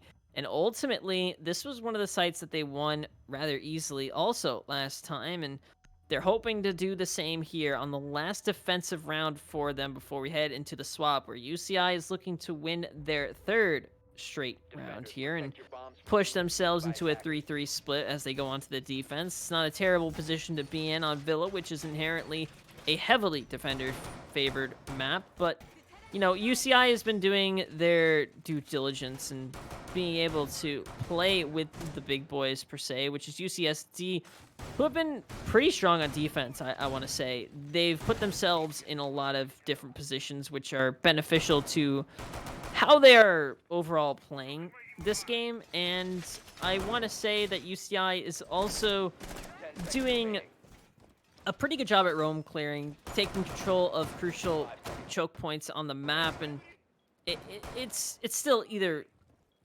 team's game. They're playing absolutely phenomenal, and you see both teams starting to really toughen up on exactly what strategies they're going for here, and it looks like UCI is going to go for a bedroom-sided take, and that's a smart play considering you have most of UCSD playing on site. Just the Jaeger to deal with inside of Trophy and Statue at the moment. UCSD gave out 2 rounds in a row, and I think if there's one thing we have to give them credit for, but also critique them on, is their aggressiveness. They were extremely aggressive throughout the first 3 rounds, and actually, I take that back, through all 5 rounds. They were extremely aggressive. They want to get those picks. They want to take those gunfights. But again, if you don't win those gunfights, they can put your team in a very, a huge disadvantage, because all of a sudden you're down a player, or maybe somebody's just down low HP, and it can just prove to be a very, very dangerous position no matter what team you're on. And if you're UCI, you're taking these gunfights and you're winning them. You're playing into their strategy, and I guess you're just playing better. That's the only way I can really put it, because gunfights on gunfights, yes, those are, great ways to win.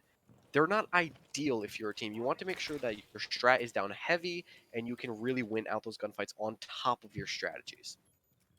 Well, you're looking at Room Room. He's going to be on mid-red here, looking to contest the trophy and statue push here from UCI. Ash is going to swing out completely, though. Allison's going to catch Room Room a little bit by surprise here, moving completely into 90 as UCI is now in the driver's seat with the momentum and the man advantage on their side. But AG starting to strike back with the Jaeger onto the Ash, taking actually no damage. Actually might have been the sledge there inside of 90, as Wind is going to be droning by Study. It actually is going to be Allison on the 90, though, as Wind is going to pick off Chow, and that's the Maestro now dead. And we've seen him swing a lot with the Alda, but this time swings a little bit too aggressive, and Wind will cut him down pretty easily. Pudgy is going to fall as well, and already UCI seems to be in the driver's seat as Console sees one of the Nomad, but lands the shots onto the sledge. He does. Oofkane will fall, but ultimately is still a huge mountain to climb here. A 2v4 situation, as here come the air jabs, but Allison is going to find her second onto the round and make it a third as AG will fall. UCI win 3 consecutive rounds, push us to a 3-3 tie here going into the swap. This is... I don't know what else to say than this match is a barn burner. The California rivals going at each other's necks. They do not want to let the other one off of each other. They're just balling. Nothing else to say than they are able to ball out of their minds here. And each of these teams picked up 3 rounds in a row. 1 on defense and then 1 on attack. Now that we swap sides here, it's going to be up to, does UCSD pick it up since they're going on to an attack? Do they flip the switch and say, these are our strategies? Or do we see UCI take that momentum? They just won 3 rounds. Do we see a 4th, a 5th potentially? And does that momentum carry them all the way to closing this match out in a 2-0 fashion? Or maybe do we see a 3rd map here?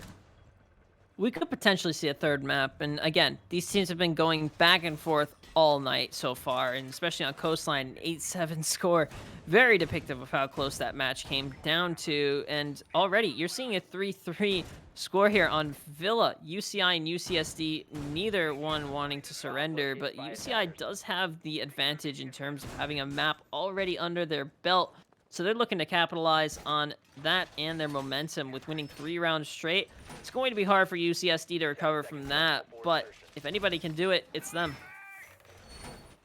5 seconds remaining. Yeah, and if this match does happen to go to a 3rd map, I think the one factor that we have to take into account is that mental and physical fatigue that a lot of teams get, especially when you go into these later maps.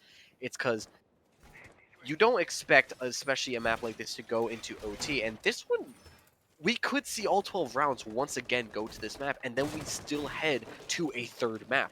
And all of a sudden, the fatigue starts playing a factor. Then it comes down to your mental strength, your physical strength, and are you able to put up those numbers even when you're tired, exhausted, and maybe when you just want to go to sleep? I mean, that could be the case, but again, this is the West Coast team, so it is different for them.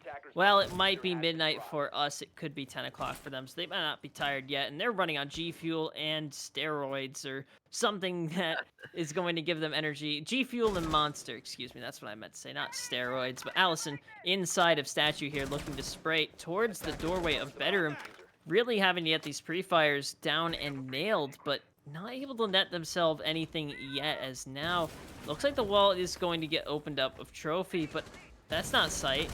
So getting open that wall doesn't do all that much, but gives themselves a little bit of real estate to work with here, as Allison's going to fall off. Looking at how they are still holding this, they have a person inside of 90 that will be Wind on the Mozzie's Room. Looking to push up red here, but Allison is going to find themselves also sitting right there, knowing that there could be a contest right here, and there will be. Room's going to get the better end of that trade, and that will be UCSD taking the opening frag here as Wind looking to hold 90, knows that there could be one close, and holding a very tight pixel angle swings, but the sledge of Pudgy is going to get the better end of that trade. Nade in hand, now looking to try and get the person inside a vault, but there's no one there, so they'll get rid of the jammer. Shelly holding close on Aviator door, will swing with the SMG-11, almost lands the shots onto the IQ. That's a close one and almost killed here. Just under a minute left to play, and Shelly's going to be prone with a shotgun here, and AG knows it. Attackers have located a bomb. 3v5 scenario here, and Chelly, he still has 3 smoke canisters. He can use all 3 of them right now, and it could actually delay this team by a lot, but instead he's opting for the gunfight. He wants to peek this angle, but he knows if he does, he loses this immediately, but never mind, I take that back. He wins that with the shotgun. Room, he actually gets one back now. It's a 2v4 scenario here. Hannah and Chelly, 2v4 scenario. The dream team, let's see if they can pull this off here. 30 seconds left to go. They have to force these engagements, because if it's not them, it's going to be this attack. It's going to be some pre-fires. It's going to be angles contested, hotly contested here. Chelly, he finds one, actually. He's making this even more possible now. And Hannah, he's going to find the swing onto that ace, but it doesn't matter. UCSD pick it up, finding those last frags, and Room and Console will clean it up for their team. And already you're seeing UCSD again. They're exchanging rounds back and forth with UCI, and they'll find themselves just a 1-round lead over their counterpart of UCI. The Battle of the Californias is definitely going to be a barn burner. And that could just be because of the dry weather, that it will just take forever to burn, but I'm not sure, as we're going to find ourselves inside of Aviator in games yet again. Is UCI looking to try and hold strong here? They'll need to focus on holding Bedroom a little bit more, I want to say realistically, next time, because you surrendered them that control. They were able to move in, take 90 control, and ultimately just win the crossfires, know exactly where they are on site. But again, the over-aggression from the defenders, trying to swing and get the drop onto the attackers, has really been hurting them in the long run. They need to play more passive. Villa favors patience, and so far on UCI, I haven't seen patience from them on the defensive side. They want to try and initiate the fights, where it should really be the attackers initiating the fights onto them. Yeah, I mean, there's nothing wrong with what you're saying, because it makes a lot of sense. When you are an attacker, you know that they're coming to you. So the ideal strategy is delay them as much as you can. Don't lose any gunfights, and just fall back to site, and then just play the time advantage that you will have. But then again, that falls into the 20-second meta, which no one really likes, but it's how a defender has the most optimal chance to win. So if you want to, it makes more sense to do that. And we're going to head back to the Plains in game site, because they want to retry this. Stay to this north side of the building.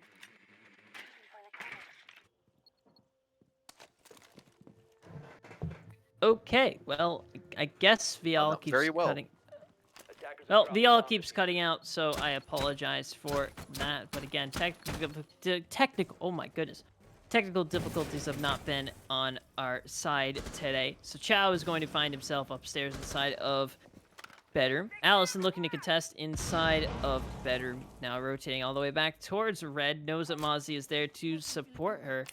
But ultimately, here comes the push in through Bathroom towards Astro. They know that this extended hold inside of Trophy is only as good as the people they have inside or close to it.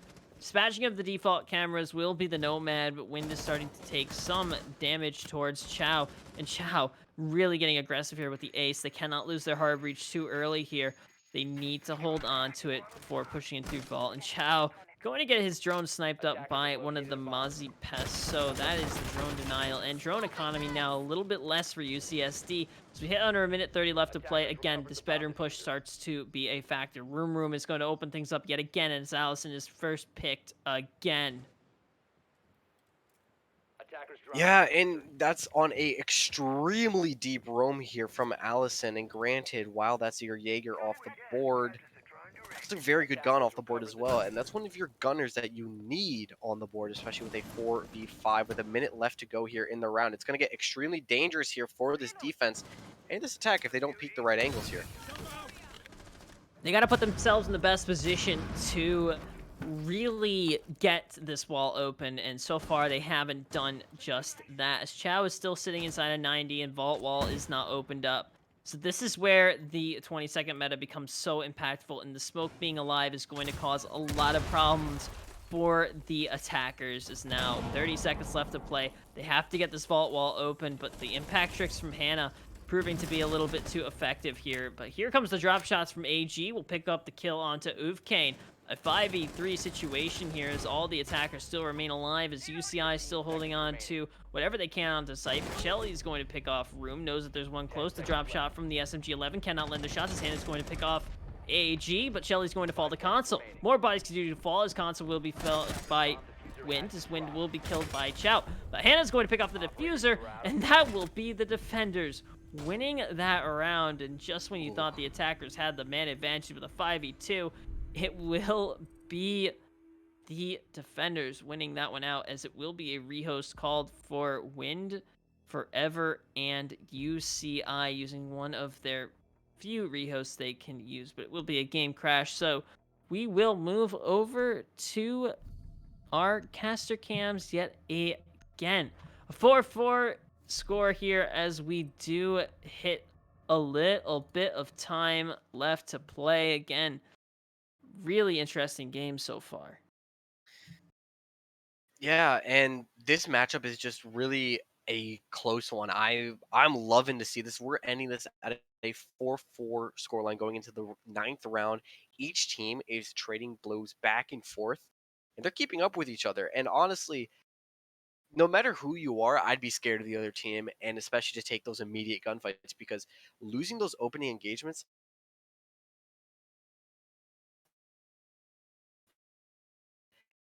Well, it appears that we are we're gonna having head it to again. a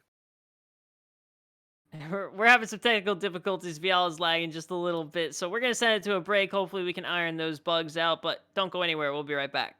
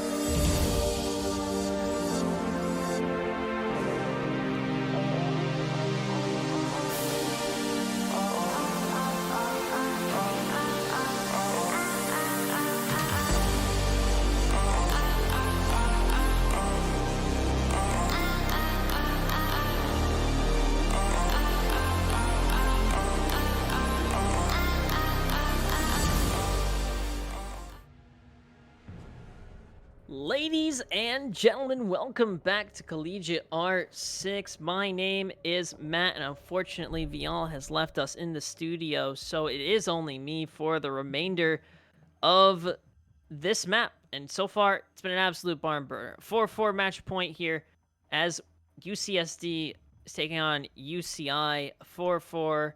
We do have the score here. And the first map was going to feature UCI taking 8-7 victory on Coastline. So already you're seeing the results from the first map carry over to this one. Still a very, very close one between these two. Seeing a Maestro 6th for a Malusi here for Ufkane and an IQ 6th for a Zofia.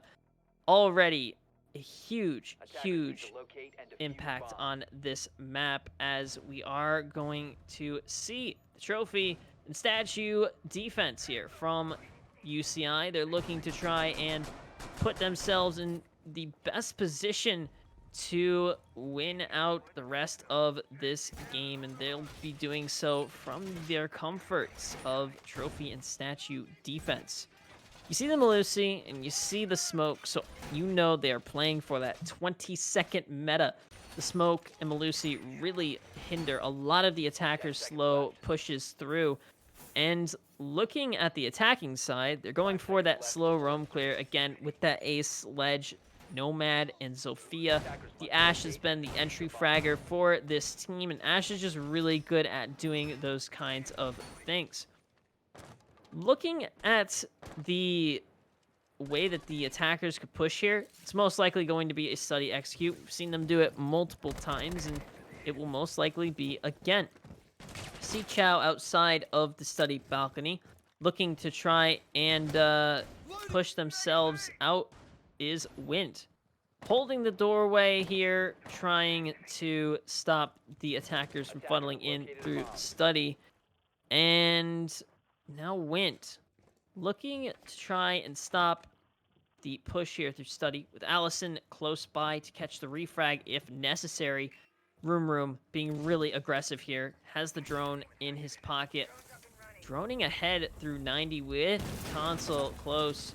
Here come the Ace Selma charges, trying to detonate in through study and the aviator wall. They will get it open to give them a little bit more of a line of sight, but Allison's going to open things up as console will be the first one killed.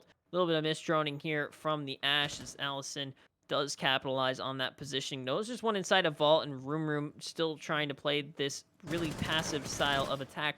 Now making it really aggressive as the pre-fire is coming out from Room. Doesn't have any flashbangs to try and contest the person behind the bar, though. Will get lit up a little bit from Allison here. Now spraying, most likely, is Allison through the wall, but Wind is going to get fully concussed as now the Zofia is pushing in on their location. Ace as well, as Ace is going to swing in through vault, picks off the Ash and the Ace as well. That will be Wind finding two there. Quick. Allison's going to pick off Sledge as well, and again, the misdroning and the miscommunication from UCSD is not paying well as Allison's going to pick off AG, and that's just interesting to see when you have a Jaeger behind the bar just sitting there. I mean, there's not all that much you can do, but if you relay the information correctly, that refrag should be there, and Ash and the Ace, when the Ace dies, the Ash should be able to know that there's somebody to the left, and just a little bit of a cluster there. Just didn't really work out. Yeah, and sorry about missing that last round. My apologies. My internet loves to hate on me no matter the time of day. But I'm back. Try to finish this map out, and UCI, see, Matt. They're looking to play even better than they were before.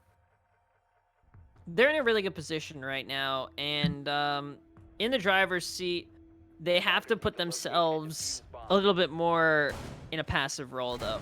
They've gotten a little bit too comfortable with UCSD being very, very careless with their intel gathering operations. The drone economy has not been all that smart, and that's why they keep running this Mutant Mozzie combo. It's working. It's causing difficulties for UCSD in the long run. They're not able to realistically get any map control, and the misdroning just continues to be a problem for UCSD, and UCI is capitalizing on it overall. Now, again, you could just hand it to Allison and Wind winning their gunfights, but I think it has something to do with the fact that the misdroning, the miscommunication, and teamwork from UCSD is playing into the hands of UCI. Yeah, and I think if we have to focus on one thing, at least from all the previous rounds, if UCI wants to really put, I guess, their front foot on this map, especially since if they win this one, they're on match point.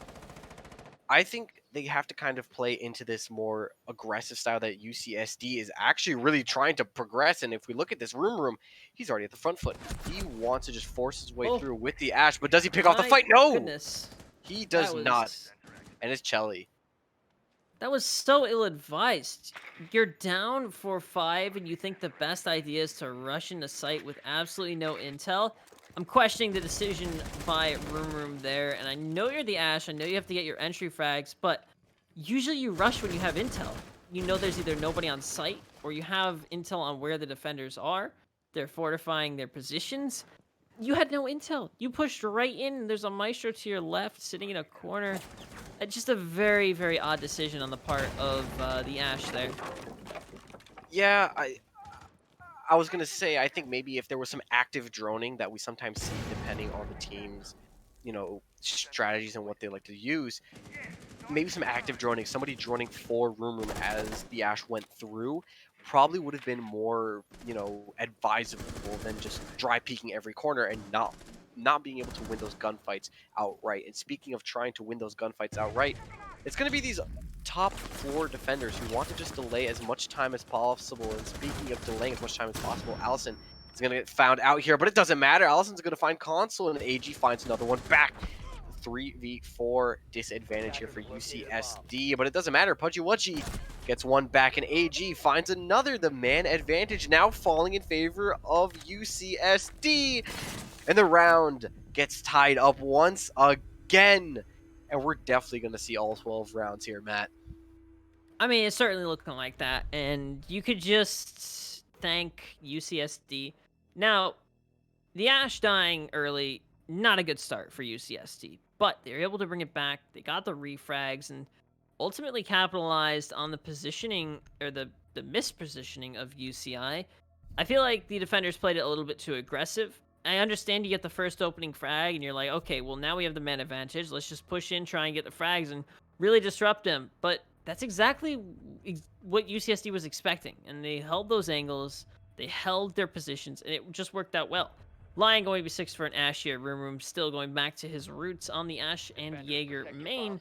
So it's not necessarily something I don't think it's the best operator for his position, because yes, he does need to get frags. Yes, he does need to make his impact, but putting him on Ash without getting those frags and wasting all of his utility. So that's another thing. When you rush with Ash on the site, you waste all 3 of her breaching charges and breaching rounds, which is so crucial when it comes to playing vertical, especially on a map like Villa.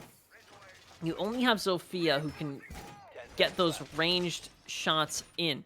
Buck as well, but Buck has not really been played at all for these guys. So I think the line actually would have done a little bit better for them, because at least when you rush into sight, you're using your gadget to your advantage to win a gunfight.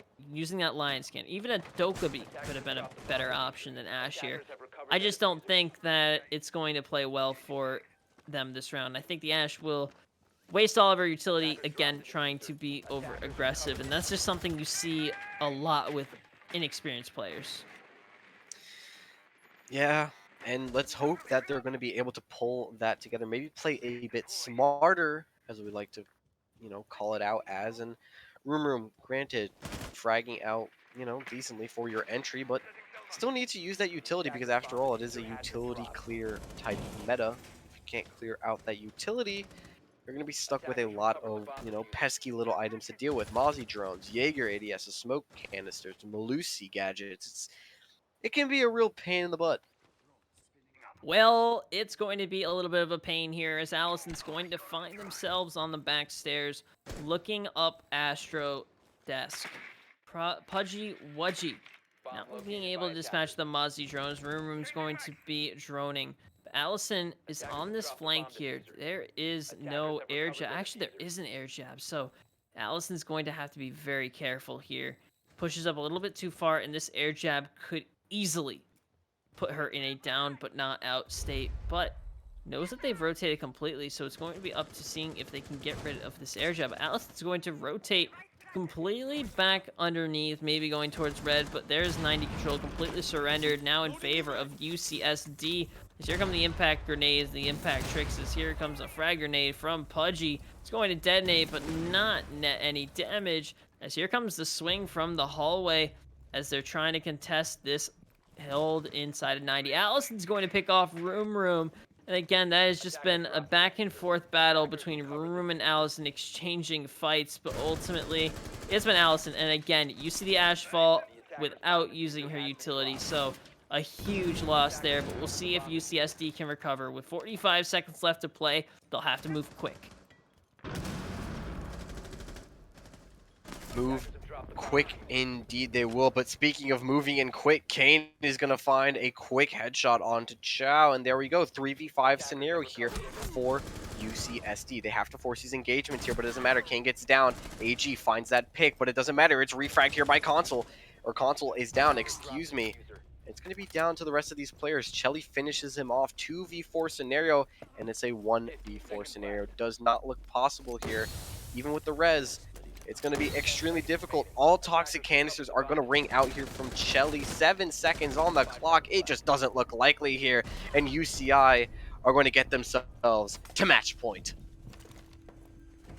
Absolutely flawless from the side of UCI. They were able to hold themselves onto site, not surrender any big control for the attackers to really put themselves in a better position.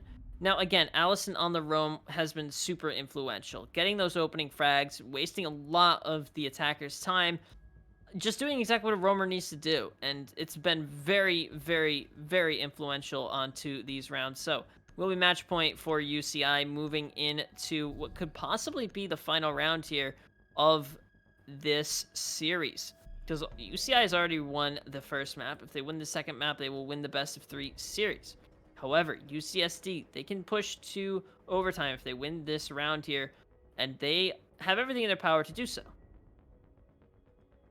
Yeah, and honestly, I think if there's the only thing that they have to really be worried about is any flanks coming in. You know, the flank watch is going to be a major issue for any team, but for UCSD, that's what kind of lost in the round. Allison was able to get that free pick. All of a sudden, that sent them scattering like a bunch of mice running around trying to figure out what happened, where's the cheese, what's going on. And now UCI in the driver's seat. They can sit back, play some time, you know, find any picks that they need to, and you know, it's up to them. This is their map to lose, I feel like, because they're playing this, granted, to the same level that UCSD is, but it looks as if, you know, UCI still has a slight edge here. But granted, it is very likely we go to OT here. I like how you said that these guys can relax a little bit, and that's something they haven't done on defense at all. It's always been UCI getting those opening frags on the defensive side. They know that the attackers will play aggressive, but the defenders do play more aggressive inherently for UCI, and that has been the case so far. Gotten the opening frags, they've put themselves in a position to just win a lot more of their gunfights and take those engagements that they don't necessarily need to do. It is going to be a trophy and statue defense yet again from UCI, and they are putting themselves in a rather good position. Room's already below, and actually all the way downstairs in basement. Again, no drones trying to entry drone Room here, so she is taking a chance on this Ash, making sure that they can clear most of this map, and you don't have enough time to pre-fire from Cho here onto the sink, where last time they suffered a very, very, very interesting fate. Actually, I believe that fate was actually UCI's the last half. Oh, so yes, this but could. they were just checking it to make sure. Yeah, because, I mean, the best strategies are the ones that you use against your opponent that then you use back on them. Absolutely. And we hit here, a minute 45 left to go in this round. Match point on the line here. The smoke canister from Chelly already being used, wanting to delay them as quickly or as much as he can. Room getting into an early engagement with Allison, and Allison just elects to fall back, doesn't want to take that gunfight. Chelly knows that one's there. He can take any gunfight he wants as well on the Astro stairs. A minute and 20 seconds left to play, and Pudgy's going to pick off Oof Kane.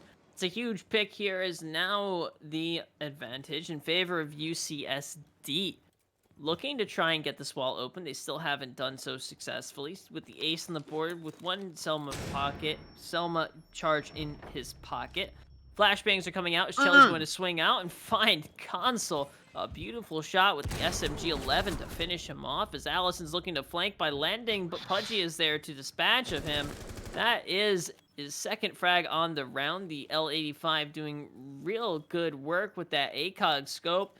And Hannah playing behind the trophy room by the deer statue.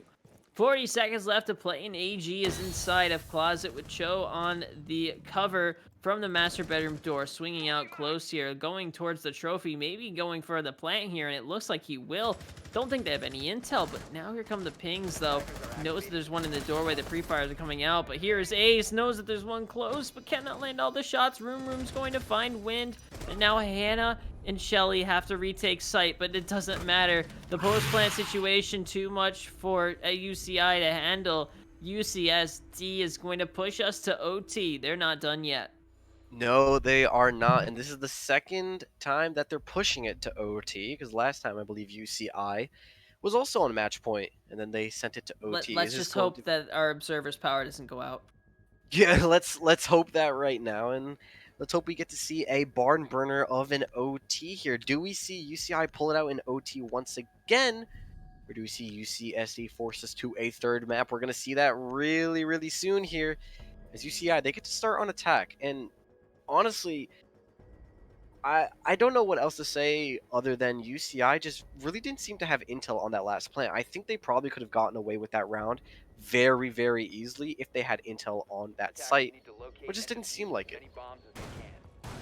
It wasn't really intel. I think it came down to just having too many people off-site, a false sense of thinking that they were able to stop this plant from going down. They kind of snuck in that plant, and once it was down, they kind of got flustered. I think nobody knew that the plant was actually going down, because that Ace just kind of walked right through the breach and to the corner and got that plant down pretty stealthily, in my opinion. So it just caught the defenders a little bit by surprise, and that's exactly what you need to do. You need to surprise the other team, make them think or not think at all.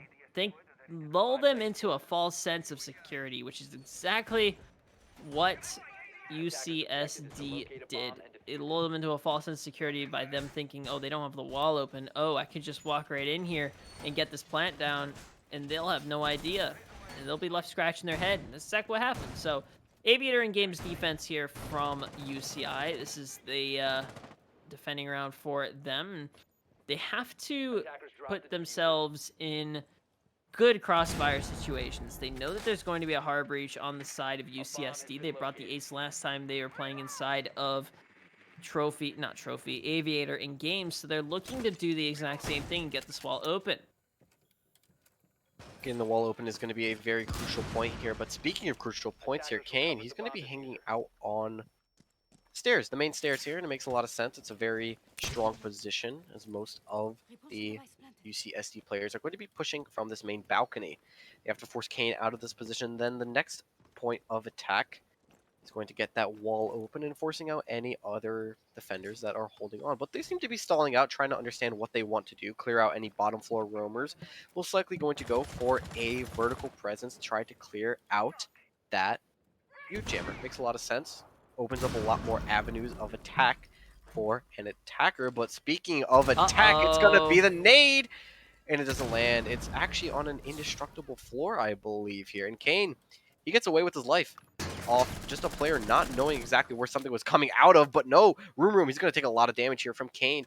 Kane, he has to take a gunfight here, or else he has to fall back. It's one or the other. He doesn't have a choice here to stay stagnant. Well, he's behind a shield, so that gives himself a little bit of security. But again, ADSs have been nerfed completely. so they can now only intercept 1 grenade every 10 seconds. But they are now infinite on the recharge they have, and already it's a 4v5 situation. We hit just over a minute left to play, and it comes down to Room trying to push his way onto site, lining up the head here perfectly through the wall. See if he can actually swing here and get the kill. But Allison will be killed as a result, so a 4v4 situation now ensues. We're back at equal man count, 45 seconds left to play. Room's going to find Oofkane, looking to try and capitalize here, but Room will be cut down by Chelly. And here comes the rush in from AG. We'll find Chelly, now making it a 2v3 situation. 1v3, soon as Pudgy is going to find a second onto Hannah. Plat's coming down from console, and now Wind looking to have to retake site here. But the prone angle from the Zoe, not going to be enough. AG is going to cut him down. That will be the round to UCSD. They're looking to strike back here and push us to a third map. Yeah, I don't know what else to say other than it looked like he was going to be able to, him being Wind, of course, find at least the first frag onto them, but clearly, as we saw from AG's point of view, the bullet's just not landing onto their bodies, so I don't know what else to say other than it happens. Have to force your way back, but now an overtime match point here. It's going to be UCSD. They could force us to a third map here now, Matt. That's not a terrible thing to do, because both these teams have been really tooth and nail, and a third map could definitely decide who is the better one. And I believe it's Cafe, right? Cafe? Yes, it is. So yeah, Cafe I think is one of those maps that swings the balance of one team or the other. They're either going to win 5 rounds straight or lose 5 rounds straight. It's one of those kind of maps, and it doesn't even matter if you're attacking or defending. Teams that get comfortable on maps like Cafe are going to inherently do well overall in other maps. And so far, between Villa and Coastline, I think it does show an equal spread of talent, but in teamwork, coordination, Cafe is probably one of my favorite maps because it does favor a couple of different playstyles. One, you can go for vertical pressure. You don't necessarily have to get it in order to win rounds. Or you can focus on hard walls. You can use the Thatcher. You can use the Twitch to get rid of cage charges, bandit charges, mute charges off of kitchen walls, piano wall. And it's not necessarily the worst thing to do.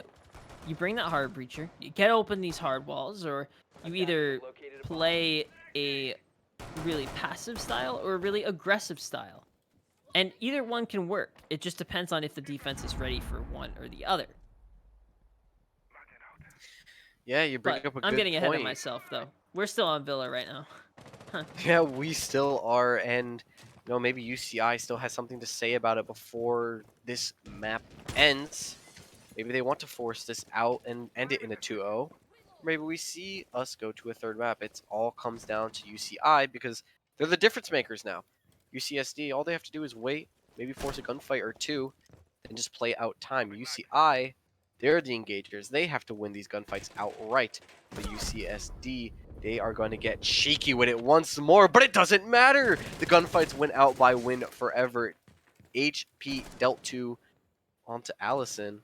Gone now, but still man advantage favor of UCI. They could force this now to a 15th round. Still very likely here, but oh, what a beautiful camp spot coming in here from Chow. A beautiful camp spot indeed to check to see where everybody is. They're not going to be looking for that. They don't even have an IQ. They don't need to be looking for that because, well, let's be real here. It wouldn't make sense for them to hold that area. So now they have to get really worried about any potential flanks here coming up. Well, they have a minute and 25 to work with here, as Console knows there's one outside of the 90 repel. And that will be Wind, but now relegating his position. Allison is inside of 90, looking to try and contest the person of sight. Ash Charge is going to come out here onto the wall and detonate. Get rid of the bandit charges. Puts themselves in the position where Ace can open up 90 wall, and I think that's exactly what Shelly plans to do. But an Nitro Cell lofted through the vault from Xiao is going to find himself a nice kill here. Allison looking a little bit worse for wear after that nitro cell did ring out. So now it's going to come down to the quick peeks from Allison trying to contest the person onto the doorway here. A 4v4 as we hit 45 seconds left to play, and UCI does have everything in their power to still make an execute onto site here, but UCSD is holding pretty steadily on site right here between Aviator and Games Room. Xiao, again, the aggression from UCSD, swinging out by 90. Will not be able to land the shots, but Room will find Allison. Huge pick here as one of the fraggers now off the board. Knows this one flanking is Oof Kane. Trying to spray towards red, will not be able to land all of the shots. Room is in the top of main stairs. But there's Chow capitalizing on the Oof Kane, but Chow will be refragged by Hannah. There's the Bandit taking out the Zoe, and now it's all up to Hannah with 7 seconds left. Yeah, that's not going to happen. UCSD is going to close this out here, and we are going to a third map. Oh my, Matt. Nothing else to say but oh my indeed. Both of these teams trading blows back and forth, beating each other to a pulp. But that pulp still's got to fight one more map here. It's an insane fight we're seeing come out from both of these teams. I'm excited to see it. I know you're excited to see it. Everyone else is excited to see it. But we're going to have to head to a quick break before we get to see this insane barn burner match of the week, no doubt. We'll be right back with you very shortly. Don't go in.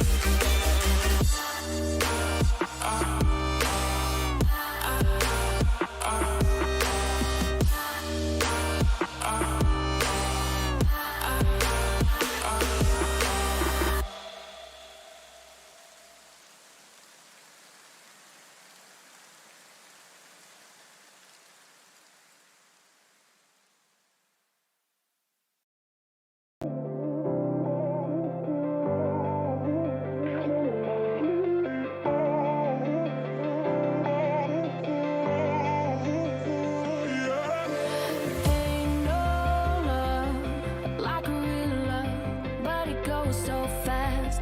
All tied up like a captive. I want you. Used to pay my mind like standing on rainbows, playing it cool. I haven't felt this in ages, and I know no patience. So won't you please stay a bit longer? You're making me stronger, making me stronger.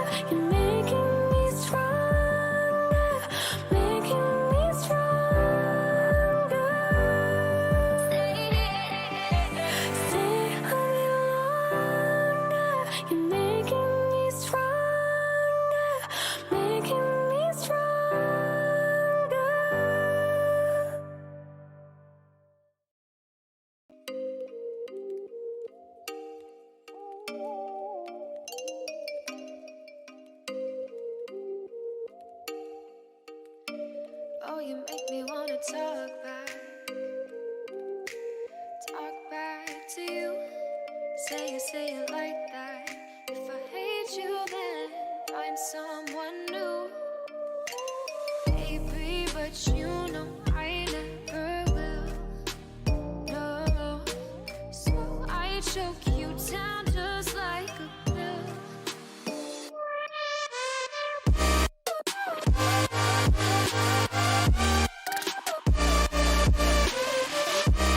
Oh yeah. Take you like a pill.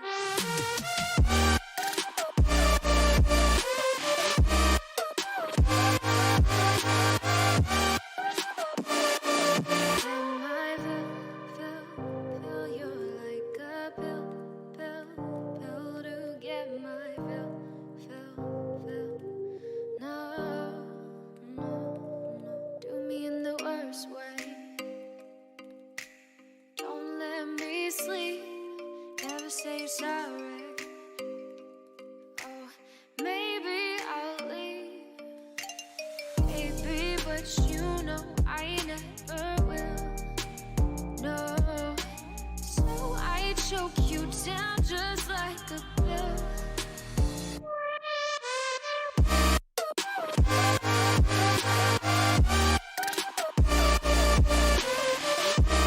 Oh yeah. Take you like a pill.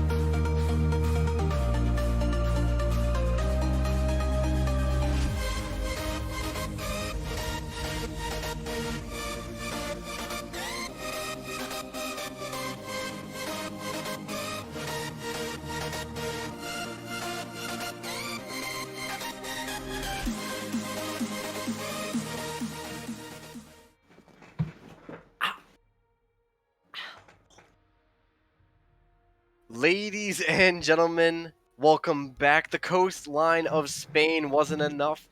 The ivory, just beautiful side of Villa in Italy wasn't enough either. So where are we going? We're going to a cafe. Going to go drink some coffee with your M16s. We're here to have some fun, ladies and gentlemen. We're on map number 3 of the West Coast Battle of University of California, Irvine, and UC California, San Diego. I am Vial alongside Matt. And Matt, what a barn burner we have of a match right now. Well, judging by the last two maps, it's really just been back and forth, tooth and nail between both of these teams. They're playing absolutely fantastic, and it's just going to complement whatever happens on this map. I think Cafe is going to be very representative of who will take home the crown here of the King of California, but we'll see if that does play a factor with the Jackal and Thatcher bans on the board right now. Yeah, I don't know if I really like those two bans. I like the Thatcher ban on this map. It makes some sense. But I think you don't necessarily need to ban out a Jackal for this map. I think maybe you get rid of a Capital so you can, maybe go for other operators to ban. I think there's just a bigger Considering plethora. they haven't used a Capiteo at all during these series, so why would they bring it now? I just think that that's more advised. So so this is something interesting. A mute ban, not something you see all the time, but I think that's just going to really aid with the frustration of playing against the mute, because so far it's just really been one of the interesting operators when it comes to drone denial. Yeah, and we saw Mute utilized a lot in the last map, so maybe this is an adaptation coming in from this defensive side of UCSD, noticing that Mute was used a lot in the last map and want to negate that factor, make sure that the only drone denial operator on the board is going to be Mozzie. And I think that's a good play. The Mozzie is definitely going to be that drone denial, but a lot of teams rely on that mute to just kind of stall that drone push, and it can work, but you really have to look at the bigger picture. The mute can also deny walls, stop those Silma charges, Thermite charges, Hebonic, Kairos. He's a very powerful operator. He's got 4 jammers, 4 of them. Now, they're easy to get rid of, so he is balanced in that sense, but he is quite annoying when it comes to just trying to clear it sometimes. It's not as small as a K charge, and it's not bigger than a Malusi gadget, so you can see them, but if they're in the right spot, they're a little bit difficult to deal with. And again, you have to clear that utility somehow, whether that be a Cali now with Thatcher Bend. I'm not entirely certain, but there are a couple ways you can go about it. So mute being banned, I think, is going to be beneficial for the attackers of UCI, and that's something that they've definitely thought about when they're trying to play out for the rest of this game. Yeah, and I think sometimes, even when you have an operator banned, there are other operators that you have to take into consideration that could be on the board. Mozzie, for one of them. He is easily going to be probably a more potent drone denial operator now that could still be left up on the board. And speaking of operators left on the board, it's Echo. This is the first time we've seen him in the series, and Room, Fragger, the operator of operators. He's going to be on an operator that can really frag out here, so it's going to be very interesting to see how they're going to place these camps, because as we know, they are now no longer able to go invisible, and this could play out completely differently as most rounds did beforehand. Well, I think it's just going to be easier to spot these Echo drones in the post-plant situation, or not the post-plant, but the nearly post-plant situation. When you're trying to execute on a site, you're getting Echo droned, it shoots you once, you can see exactly where it's coming from, and you can dispatch of it. So I think that he's powerful if you hide the drones in a good enough spot, but misdroning again from UCI, and that's going to be the downfall, as AG is going to pick up a pretty free kill onto the sledge. That'll be Shelly now dead.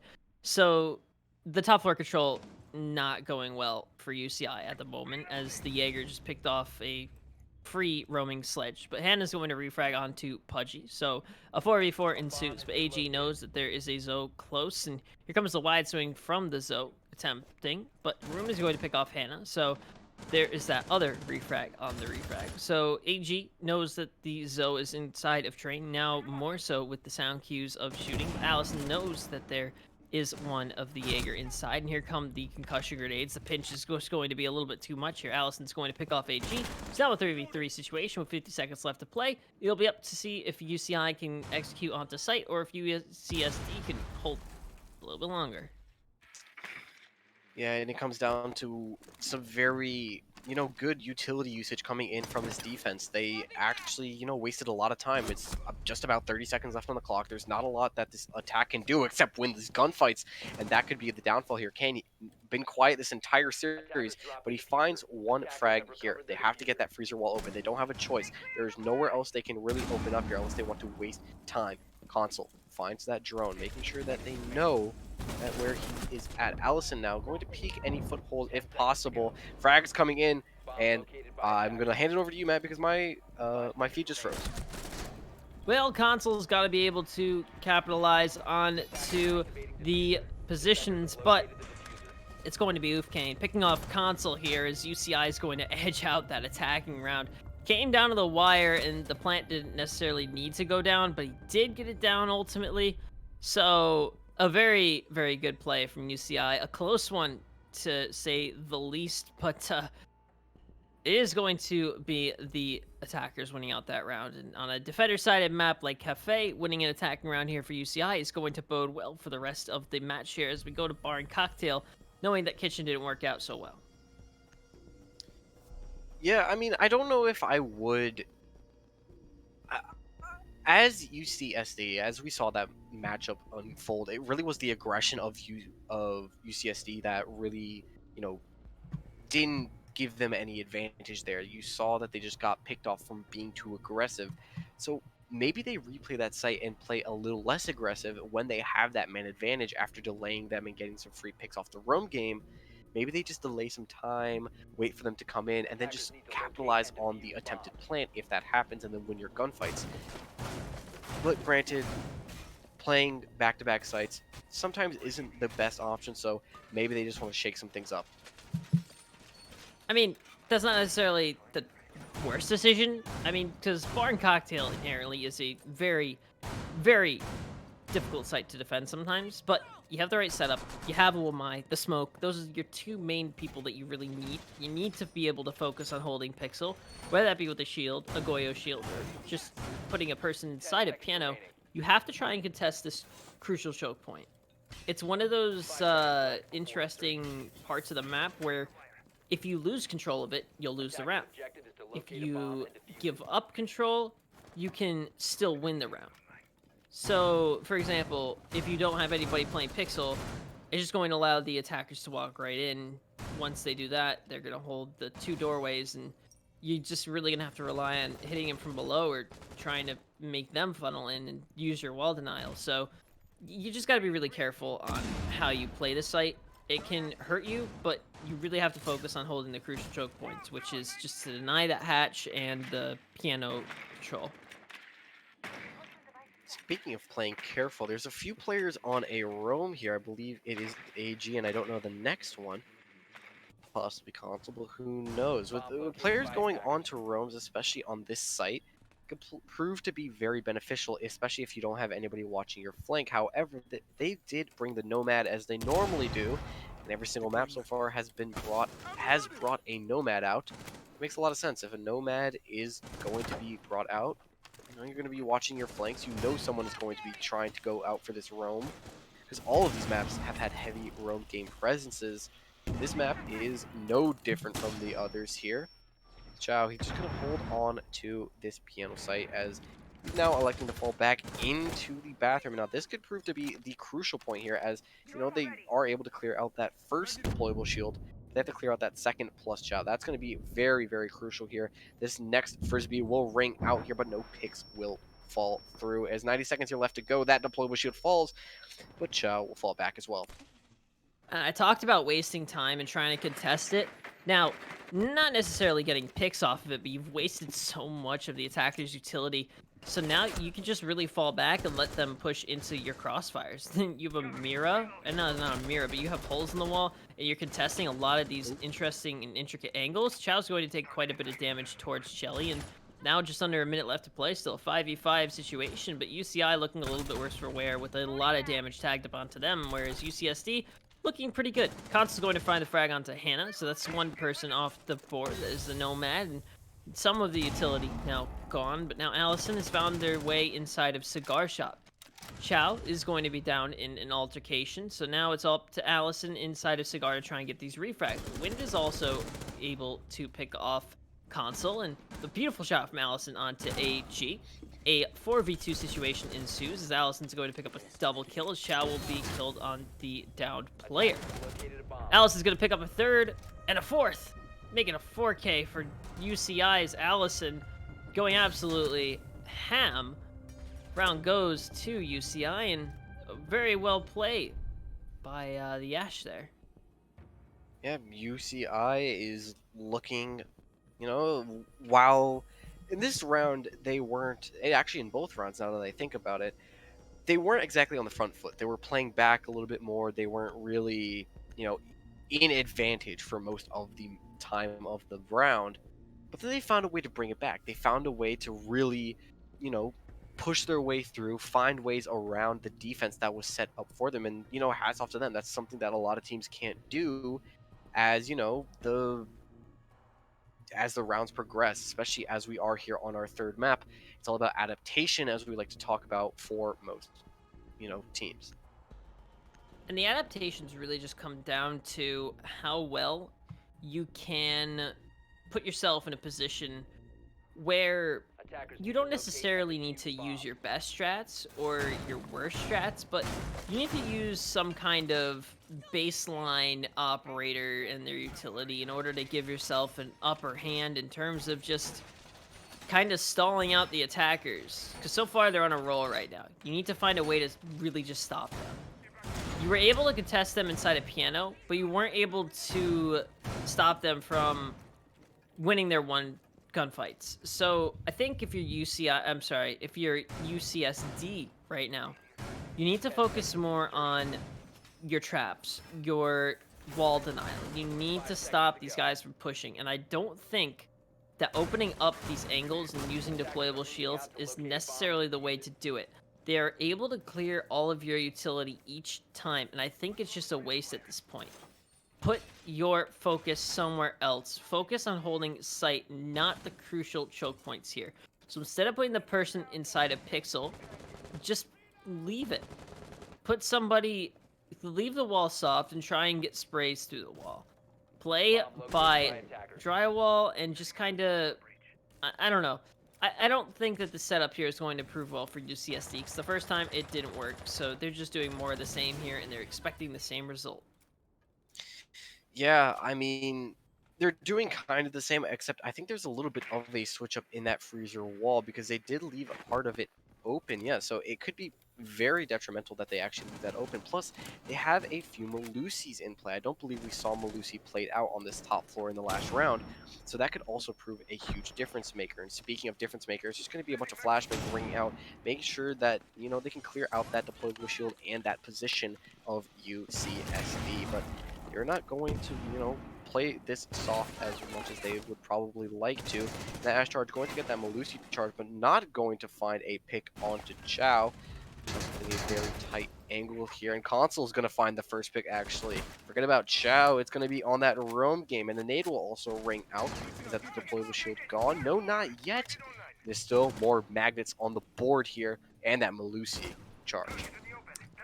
Well, that Malusi could prove quite a bit of issues for UCI, and I think that's one of the differences they had to make in order to stop this aggressive push. Is you see Pudgy with the SMG-11 trying to contest the person inside of Freezer by the rotate room, taking the prone peek towards Cigar door, as now the wall will be opened of Piano, and that's a little bit detrimental here. But Chow is going to pick up one into Oof Kane, and Shelly will fall as well. A second for Chow here, and yeah, there you go. UCSD is going to clean up shop, and a flawless round for them there. That's definitely some momentum that they needed in order to put themselves in a good position. Well, Matt, you called it. It was that Fraser softball. They were able to hold onto a longer line of sight, and it really just paid off for them there. I guess they were listening in onto our comms here because they know exactly what they needed to do, but now they have to head back downstairs to that kitchen service site where they didn't win, and their aggression played against them. So it's going to be up to them to see if they can turn the tides, maybe play a little less aggressive, or play, maybe they up the tempo and play even more aggressive. I don't know. Which one do you think is going to really play in UCSD's favor? Well, it's kind of interesting because that last round, the defenders they brought him a Lucy, so that already favors a very passive play style where you try and play time. Now, in a kitchen service and kitchen cooking defense, you want to try and stall the attackers from taking top floor control as much as possible. So, in order to do that, you have to play passively aggressive. Now, let me explain. I've used this term a couple of times where you need to put yourself in a very passive position first. So say you've relegated yourself in your position to inside of, I don't know, reading room, where you don't necessarily need to hold it in order to give yourself an advantage, but you're in a spot where you can easily rotate up white or put yourself in pillar to try and contest the person in train. And then when you have the intel and your teammates know you're there and you know that they're not going to necessarily clear reading, so then you play aggressive. You play off of the intel that you have. So you put yourself in a passive position, but then all of a sudden, when you have the absolute best opportunity, you strike. I really like the way you put that.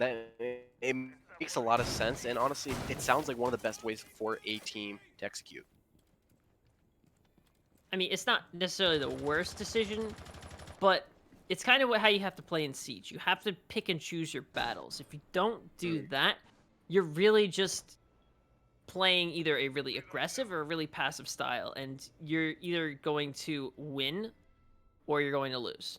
And most of the time, you're going to lose. That is typically what happens. You're either going to win or you're going to lose, Matt. Yeah, that's typically what happens.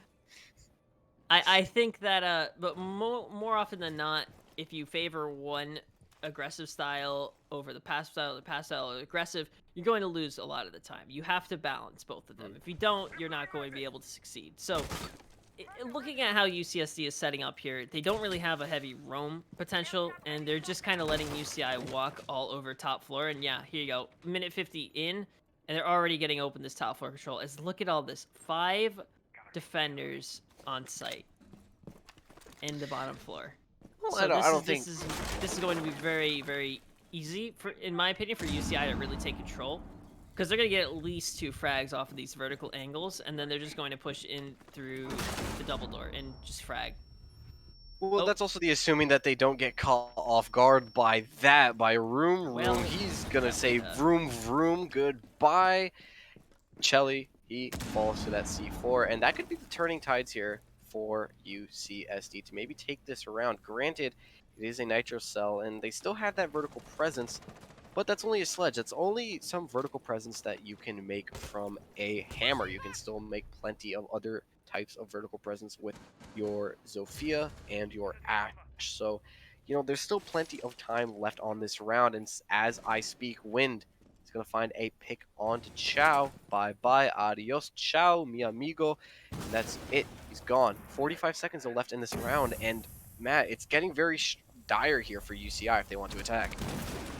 Well, I mean, they're getting open freezer wall. This is a good first step here, but it's really, really late in the round to start and do this. And there's an echo drone on the ceiling here, and if Oof doesn't spot it, it could spell certain doom for his team. Wind is going to find console, though, and now the push in from Oofkane, trying to contest onto the small half wall inside of the kitchen site. So now jumping up, Oofkane's going to find a frag onto Pudgy, now making it a 4v2 situation as AG and Room are going to have to try and stop this plant from going down. Room is going to find a second onto Wind, now looking to try and find a third, but here's AG is going to pick up onto Allison. A 2v2 now ensues with 4 seconds left to play. Post-plant situation ensues, but AG is going to get lit up quite a bit as Room's going to try and rotate from above. There's no intel from either side, but UCSD is going to get cut down. That is AG getting killed by Oof. It's all up to Room on the 1v2 situation with very little intel. Knows that there was one inside of Pillar. But no, it will be Hannah. Picking it off, UCI is going to win this round, and that just came down to execution overall by the attacking side. A beautiful shot here from Hannah will finish it off from Dining. You know, I got really worried there because I saw UCI. They were executing very late, in my opinion. That with just about 40 seconds left, they had just gotten that freezer wall open. And typically, for most teams, once you're starting to get that hard wall open, it can be very dangerous, especially if you don't have all the intel that some teams are gathering. But granted, it looked like they had all the intel. They were working together as a team. They knew exactly what they had to do. And with 20 seconds left, granted, it was still a 4v5, but it still looked like they had the upper hand, and that's exactly what happened. They showed that they had the upper hand, and they just plowed right through them, got that bomb down, and played those post-plant scenarios perfectly to AT. And it looks like we're heading back to Attackers kitchen need and to locate service. and defuse bombs. I don't know, man. This passive aggressive sounds a great way to do it, but aggressive seemed to play out more or less okay with them.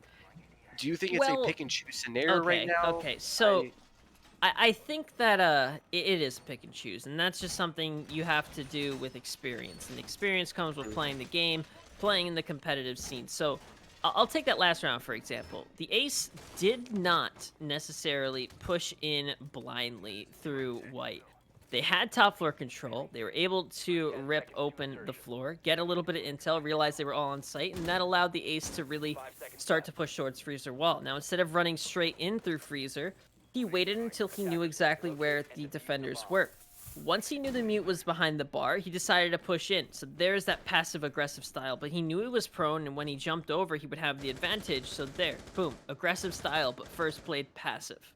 Instead of just running in blindly, he waited for the timing and the opportunity to arise. So you are going to see that a couple of more times here, but I think that's something you got to keep in mind. The passive-aggressive style it was working out well that last round for UCI, and if you're UCSD, you have to, okay, so you got to play more aggressive. You have to try and contest these vertical angles, whether it be nitro cells, whether it be trying to get those flanks down. If they don't, they're putting themselves at a disadvantage here, and putting all five people downstairs, and then trying to flank up is going to be very difficult. They need to put somebody on the top floor, whether it be like a Vigil, a Jaeger, a Caveira even. You got to try and stop these guys from taking this easy top floor down take, because they're wasting absolutely no time getting vertical pressure, and you have to, as the Jaeger, you need to be trying to contest these guys. You need to be wasting their time. You need to give them a false sense of security, which right now they're not. They're just roaming completely free upstairs and taking 2/3 map control. That's one of the dangerous parts about letting them roam wherever they choose to, because you just give them all this free real estate that they can work with. And 90 seconds here left on the clock is plenty still to work with. They just have to be wary of any C4s coming their way as they want to clear everything out. Get those angles cleared. Granted, Pudgy Wudgy, and I believe it's AG, are in two very strong suits. One's at the middle of red stairs, and the other one's in coat check. Both are very strong positions if the attack is not going to check them out or clear them out of this position. But with 60 seconds left, they have to start getting some type of wall open. And speaking of some type of wall open, that Kaid is on that freezer wall. Not going to let them execute onto that. Maybe that's a game changer. Maybe they're using some active utility to take them out. And speaking of active utility, forget about abilities. The guns, those are what you need at the end of the day. Chelly, Hannah, and Wind left in a 3v5. Still very, very doable here for both of these teams. But with 38 seconds left on the clock, they have to push in very quickly. And they don't have freezer wall open either, so it's going to prove to be quite a challenge here for them to... Actually, they do have it open, but it's not a hole that can be big enough to walk through. You'll have to vault. Here come the Echo drones, but easily dispatched of by Hannah, and the Pixel Peak is going to take quite a bit of damage for Hannah off of the board. Bodies fall everywhere as Room is going to pick off Chelly, and Room will fall to Wind. Hannah is going to be dispatched of by Chow, but Wind is now in the 1v4 situation. Now 1v3, looking to try and capitalize on the Jaeger, but cannot. AG is going to wrap up that round. UCSD will pick themselves up a defensive round here on round 5, 2-3 score line with UCI still in the lead. We could see the potential for a 2-4 split in favor of this attack. Now, typically we don't see that happen because, most maps are defender sided, but in terms of the way both of these teams are playing, I would be very shocked to see or I would be very stunned in a way to see UCI pull away with a 4-2, because if we see them pull away with a 4-2, which neither of these teams have been able to do this entire series, I think we see them edge out a victory here, because all of a sudden they have another map advantage going into a defensive half. They haven't been able to do that this entire series. That could be what pushes them over the edge. But UCSD, they're not going to give up, not even close to giving up yet. I think it's interesting that you brought up the point that none of these matches have gone with the split 4-2, 5-1. It has been 3-3 splits throughout every so far, and if that trend seems to be the case, we're on track to do that yet again, with UCSD just trailing by 1 round in UCI, and if they do win this round, it will be a 3-3 split. Now, if UCI pulls this off, it will be a 4-2 split, and that, I think that's going to be, this round's going to decide quite a bit, because if UCI wins it, they will have a 2-round lead. Going into a defender-sided map, a 4-2 split for them is going to give them quite a bit of momentum moving into the final stages, but we'll see how the rest of this round plays out. I like the Echo pick here from Console, and the Echo is good, but you have to be able to use his drones and save them for the end game, or else his utility is good, but when I feel like when his drones were invisible, they were good at gathering intel, yes, but when it comes to post-plant, his drones aren't invisible, so you can see them. It's very easy to shoot them, and they're not like a Maestro cam where you're invincible, or a bulletproof camera. They take only 1 bullet, 1 stray frag grenade, or 1 stray explosion to just take it out. So it's very easy to get rid of these things. So I think Echo, while he does have a lot of power right now, he still now has an underwhelming gadget. Although he does have 2 Echo drones, where he used to have 1. So, I mean, looking at just how the round will play out, I think that Echo will use his drones in a way where they're going to be a little bit more aggressive, where you kind of have to play more aggressive, because if you play passive with the Echo drones at the ceiling, they're just going to get shot. So you really have to try and move them around, make the attackers shoot them, and use them almost like a Mozzie drone. I like that analogy, using them as a Mozzie drone, because it's almost like using it as active droning for an attacker. And speaking of attacking, Chow, he's going to be able to find a beautiful shot onto Hannah, and now he's found out by the rest of the team that now he's actually going to get aggressive. He's able to find, Rumor's going to find Allison, and Chow, he's going to find Shelly. UCSD is not letting off the gas just yet here, and like we talked about not even 2 minutes ago, is a 3-3 split going into this half once again. Matt, I'm just gonna call it now, because I just want to be right. If this happens, we're going to all 12 rounds. I'm just gonna call it. Well, could certainly be the case, and judging by the trends and how the rest of this match has been playing out, it's definitely very likely. It is a defender-sided map, but so far we've seen the attackers do a really good number on just the way they've been executing onto site. So it is going to be a reading room and fireplace defense for UCI here, and they're bringing that castle here. And I think this is kind of your standard castle reading room strategy, where you castle off certain parts upstairs to try and stall the attackers and make them waste time. Now, interesting decision to take reading room and fireplace first as the defending sided choice, but the tertiary bomb site is a good one, and if you have the right strategy set up, you're in a very good position to really cause a lot of havoc for the attackers.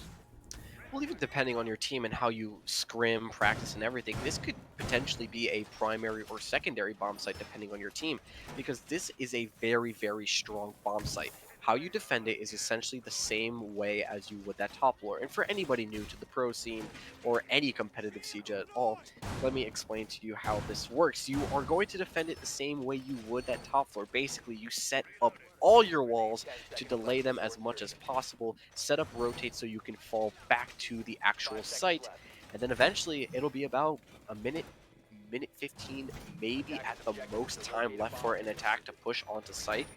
And if they have that, granted, maybe you haven't done your job as well as you hope to have. And in an ideal world, there's 50 seconds, 45 seconds left. They have to push in, and there's going to be picks flying in back and forth. So this is ideally the best bomb site on this map if you can play it to a T.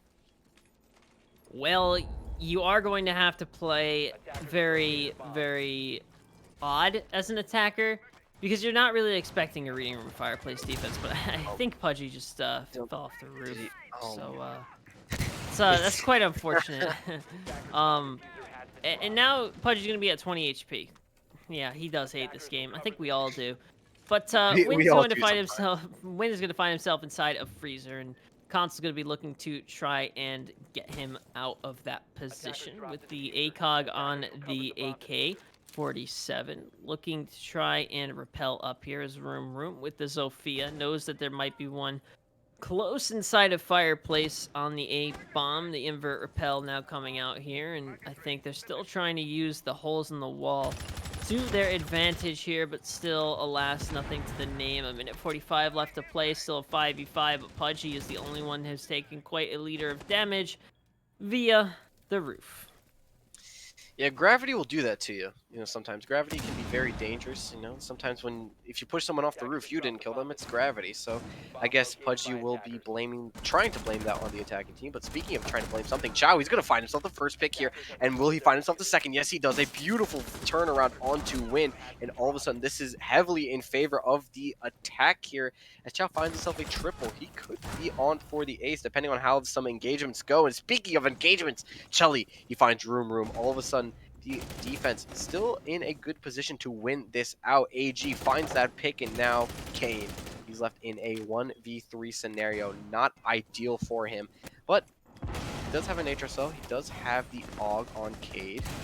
Still very likely here for him to be able to pull this off. 50 seconds left to go, and he's actually going to get very aggressive with it. This could catch one of them off guard, and it does. It catches AG off guard of all people, and maybe he gets more aggressive, but Chow, he's going to find himself the quad kill on the round. UCSD is going to take the lead in this map right now, 4-3.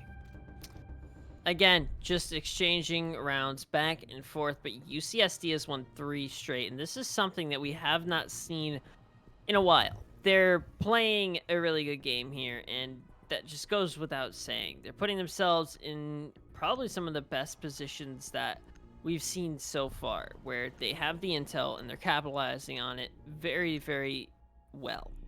And I think that just comes down to teamwork, coordination, the comms are clear, and overall, you're looking at a very well-coordinated team, and the way that they're playing is just absolutely phenomenal right now. 3 rounds straight is already going to prove a huge factor when we look at the rest of how these next few rounds could play out. Maybe we see some momentum shifting. Maybe this is the momentum shifting. The tides have shifted, perhaps, at least for now, getting 3 rounds straight. But UCI, they are still on the board. They're not done and out of this yet, as we know from the past 2 maps from Villa and Coastline, that this match is far from over. And if anything, this could go back and forth. UCI could win this next one, and then we head down to this bottom floor site or the top floor, because they actually elect to go back to the reading fireplace. This is an interesting decision here. Now, clearly they feel like they can redo this site, and maybe they find something that, there was a hole in their defense. Maybe they're able to plug that. What do you think, Matt? Well, it's interesting because, I don't think it was necessarily a hole, but it definitely came down to UCSD having a very aggressive take for that site, and there's something I wasn't expecting, which was the repels and the really quick entry frags, which is something you haven't seen a lot from UCSD, but they have something. They have some kind of special strategy that they've concocted almost, and it worked out well for them that round. So we'll see if it pays out again for the fireplace and reading defense that UCI is leaning on here, but if they're expecting the same kind of push, it could really spell doom for UCSD. Speaking of spelling doom, Room there, he's just on a beautiful angle. Could hold a lot of rotators there from the white stairs. Speaking of rotators, they have to worry about this top floor site first, as they did beforehand. And maybe we see Chow do it again. Maybe he goes nuclear, gets himself a quad kill to clear out that top site. Or maybe we see UCI bring this back. It's going to be all up to them. And now they find out where exactly Kane is. He's hiding in this site of train and mining. Now, this is a little different here. They're playing more aggressive. They're playing more up to their T. And speaking of playing more aggressive, Chelly, he gets one back. There we go. Pudgy Wudgy, that's off the board. That's your Ash off the board. Not doing so hot this round. Granted, some entry fraggers are, that's going to happen to them. And speaking of going to happen to them, Henna, he finds the first pick, finds himself the second with a beautiful shot onto console. And there we go. UCSD, they are looking dire. 2v5 scenario here for Room and AG. Not able to find it. Chelly gets himself the double. There we go. AG left in a 1v5 scenario. C4 rings out. Flawless round will ring out as well. And there we have it. 4-4 once again. We are tied up here in map number 3. Oh boy. Well, again, it's just been rounds back and forth between these two teams. There's nothing more you can say. A 4-4 tied game here on third map, with both teams playing their absolute hardest, trying their absolute hardest, playing their hearts out. It's just been one heck of a match so far, and I really can't necessarily name other types of strategies that these guys have employed, but they're working, and now they're bringing a Ying. I'm all for it. The Ying, I'm all for it. You know, eventually, if you throw something at the wall, it should stick, at least if my logic serves me correctly. So eventually, something has to work. And if a Ying adaptation, I like this. You know that the only person that they're bringing, at least if they go down to the kitchen, is going to be a Jaeger, because they're not necessarily going to bring Wamai. And even if they do, it could prove even more potent to bring a Ying. So I am all for this pick. This could prove very vital. And, you know, Ying also has smoke grenades, so this could be a difference maker here. Maybe we see UCSD very much utilize a operator that we don't normally see in competitive. I mean, Ying is one of those interesting operators because she does have a spot in the meta, which is the utility burn meta. And I understand that she doesn't have 4 Candelas now, she has 3. But with Aruni coming out and potentially just looking at how much Wamai Jaeger will be played as well along with that Aruni, it should be really telling to see how Ying will shake up the meta. And there have been a couple of times where we thought Ying would shake up the meta. And I'm thinking if they bring the Ying here, this is definitely for an aggressive kitchen bakery push, where you're going to flash the guy in prep and just move straight in through bakery, not even waste a single second here. Although the Ying is going upstairs, so I don't know necessarily what her plan is. Well, another thing that you could actually use it, because I didn't think about it until I saw her going up top, is that she could actually probably flash downstairs while her teammates go in through a certain avenue. And that could prove very, very lethal depending on how your team executes and how quickly you're able to execute as a team. But granted, they know that there's going to be roamers. They know they don't want to take these immediate gunfights. So they have to wait. They have to take some time. They have to scout out every single area of this map. The question is, who is on this top floor? Where is everybody? They know somebody, and Pudgy just barely missing the head there. Hannah also trying to play it passive. Wind as well. They are now in this fireplace site, and they know that they're going to be pinched in at least eventually. Well, 1:45 seconds left to play here. It's still an effective 5v5. Looking to try and get some kind of pressure, but Wind has something to say about that, but quickly refragged by Room. AG will be eliminated, though, on the crossfire. Hannah is going to pick off Room, but will be refragged by Console inside of Train Room. A 3v3, and again, the similarities between these teams are just so similar. Yeah, They just play so, I want to say, so much the same. Where should we say it's like a California style of siege? it must be California style of It must siege be because California. it's exactly what I'm seeing. It's the same thing on both sides, where they take their intel, they push in correctly, and they're not really relying on other strats. It's just been default strategies. Allison, a beautiful shot on Chow, though. Now making it a 2v3, and you can say Chow, buddy, to your head there. Yes, you can. And Pudgy and Console, 2 players that can absolutely get this done. Pudgy not exactly finding the best of stat lines right now, but granted, maybe he's going to be able to find one free one. No, he's not able to land the shots at first. He's going to have to push in immediately. Console finds a double kill as Kane That's one back. 20 seconds about left on the clock. Shelly and Kane left in a 2v1 scenario to win this out and extend their lead 15 seconds and left. get them ever so closer. But that Malusi gadget is going to give away the position of 10 seconds console. left. It's going to be extremely dangerous here, and he knows that the only angle possible is being washed. Shelly shuts it down. UCI take a 5th round, and we are so close to the end of this map and matchup. Again, it's just been going back and forth, and that is so expected considering the level of gameplay, the similar play styles. It's just been something to really watch. It's a barn burner, but not only because of the teams playing in it, just the styles they're playing. It's working out well for them, and there's not really much more I have to say about that kind of strategy. Looking at the lineup here, they are bringing the ace, though. That is going to prove well for trying to get those hard walls open, and the cage should definitely deny a lot of those walls at the same time. Sledge is going to be 6 for an Ashe here. I don't think that's the worst decision, because Ashe is almost better than Sledge sometimes, where she can use her breaching rounds at range.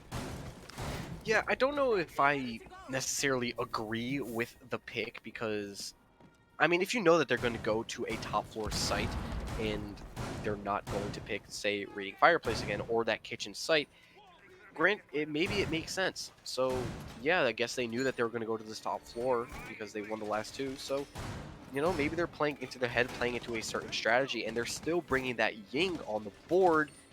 That could also prove very crucial here because they can clear out Pixel very quickly here with that Ying. Well, the first time they brought the Ying, it didn't work out necessarily in the best way. So hopefully we'll see her used in her utility just used a little bit better. And I don't have any doubts in the ability for Room and his Ying skills, but from what I saw last round, it wasn't all that smooth sailing. Where it just came down to the defenders holding better angles, knowing more information. So the round is going to go in favor of them. Allison looks like they're ready for a jump out here, but Room is going to be on the rappel outside of terrace windows, making sure that nobody is close. But Allison's still prone, waiting and waiting to see if they can jump out here.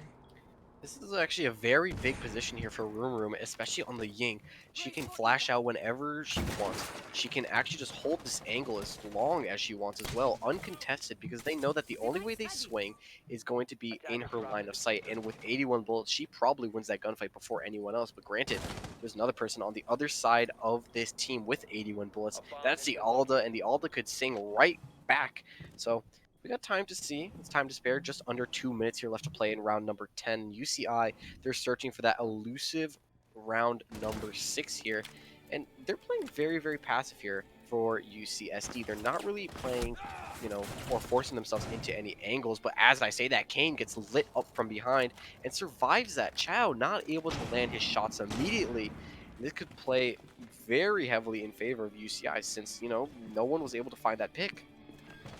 I think that's something you got to keep in mind, but Room is going to open our fragging off as Oof Kane will be killed as a result from the AK console. Still trying to walk in through Pixel. Shield still not able to get the kills or the intel for these guys. Console's going to be inside of Piano, rotating towards Piano wall. Sprays are coming out from Pudgy with the Nomad's AK, and Hannah with the Maestro might sing here, but AG is going to pick off Wind, and Hannah will be killed by Chow.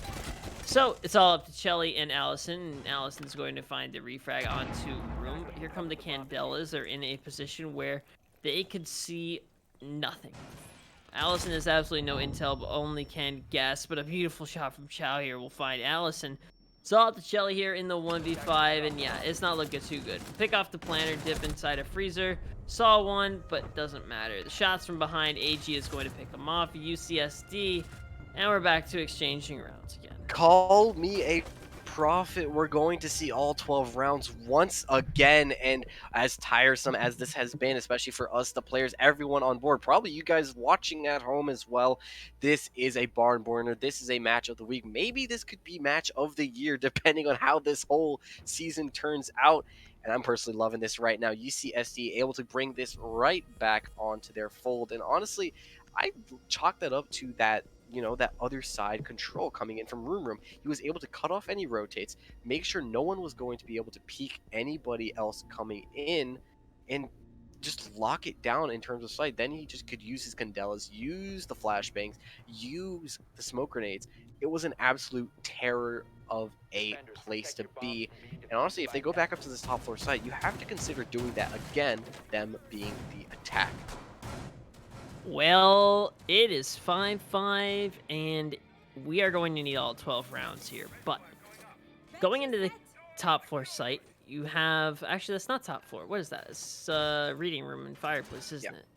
Yes, it is. This is the third time we've actually seen them go into this site, and the second time it worked. The first time they got absolutely slammed. So, I don't know. I kind of like the idea of going back in a bar and cocktail. I think that will serve them better, but, I hate on the reading room and fireplace trap, but you need to focus on holding top floor. If you don't, you are putting yourself at a disadvantage, and it's not a good sign.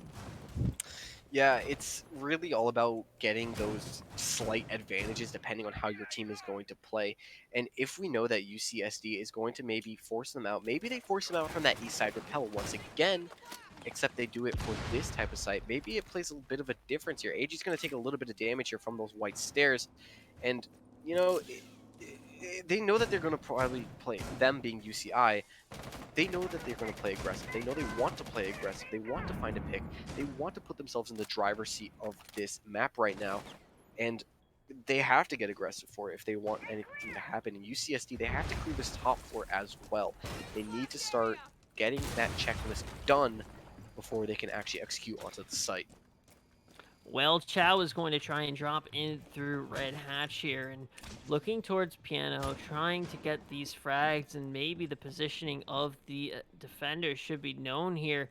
Rotating right underneath Skylight. Knows that there might be one by Freezer, spraying over towards the bulletproof camera, but cannot land all of the shots as Allison is going to be chilling inside of Cocktail by the default B-bomb spot. Looking at the time left, it's a minute 45 left to play. Still an effective 5v5 situation. Flashbangs coming out from Pudgy here as they're trying to burn them. Quick peeks are coming out, but ultimately it's going to be a flurry of kills. USD is going to be on top. Allison and Shelly, the last two members of UCI alive. Allison, though, now going to be put into the down, but not out, as now Shelly, the last one left alive. Console finds the frag onto Allison. Here come the Ying charges, trying to take out the last member. The pre-fire has come out, but it can't land anything. The shotgun from Shelly is going to find one, but seeing full white, yeah, that's not going to happen. There's UCSD picking up another attacking round here. This is the actual first map that we're seeing UCSD take match point in this entire series. So this could be the difference here for both teams. Maybe we see UCSD close this out finally, or UCI, do they want to force us to a third in a row OT? It is so possible at this point. It's the California Siege. It's the Ying meta. It's everybody at this point. Throw the kitchen sink at both of these teams. And we're heading right back to Reading Room and Fireplace. UCI not letting go of this site just yet.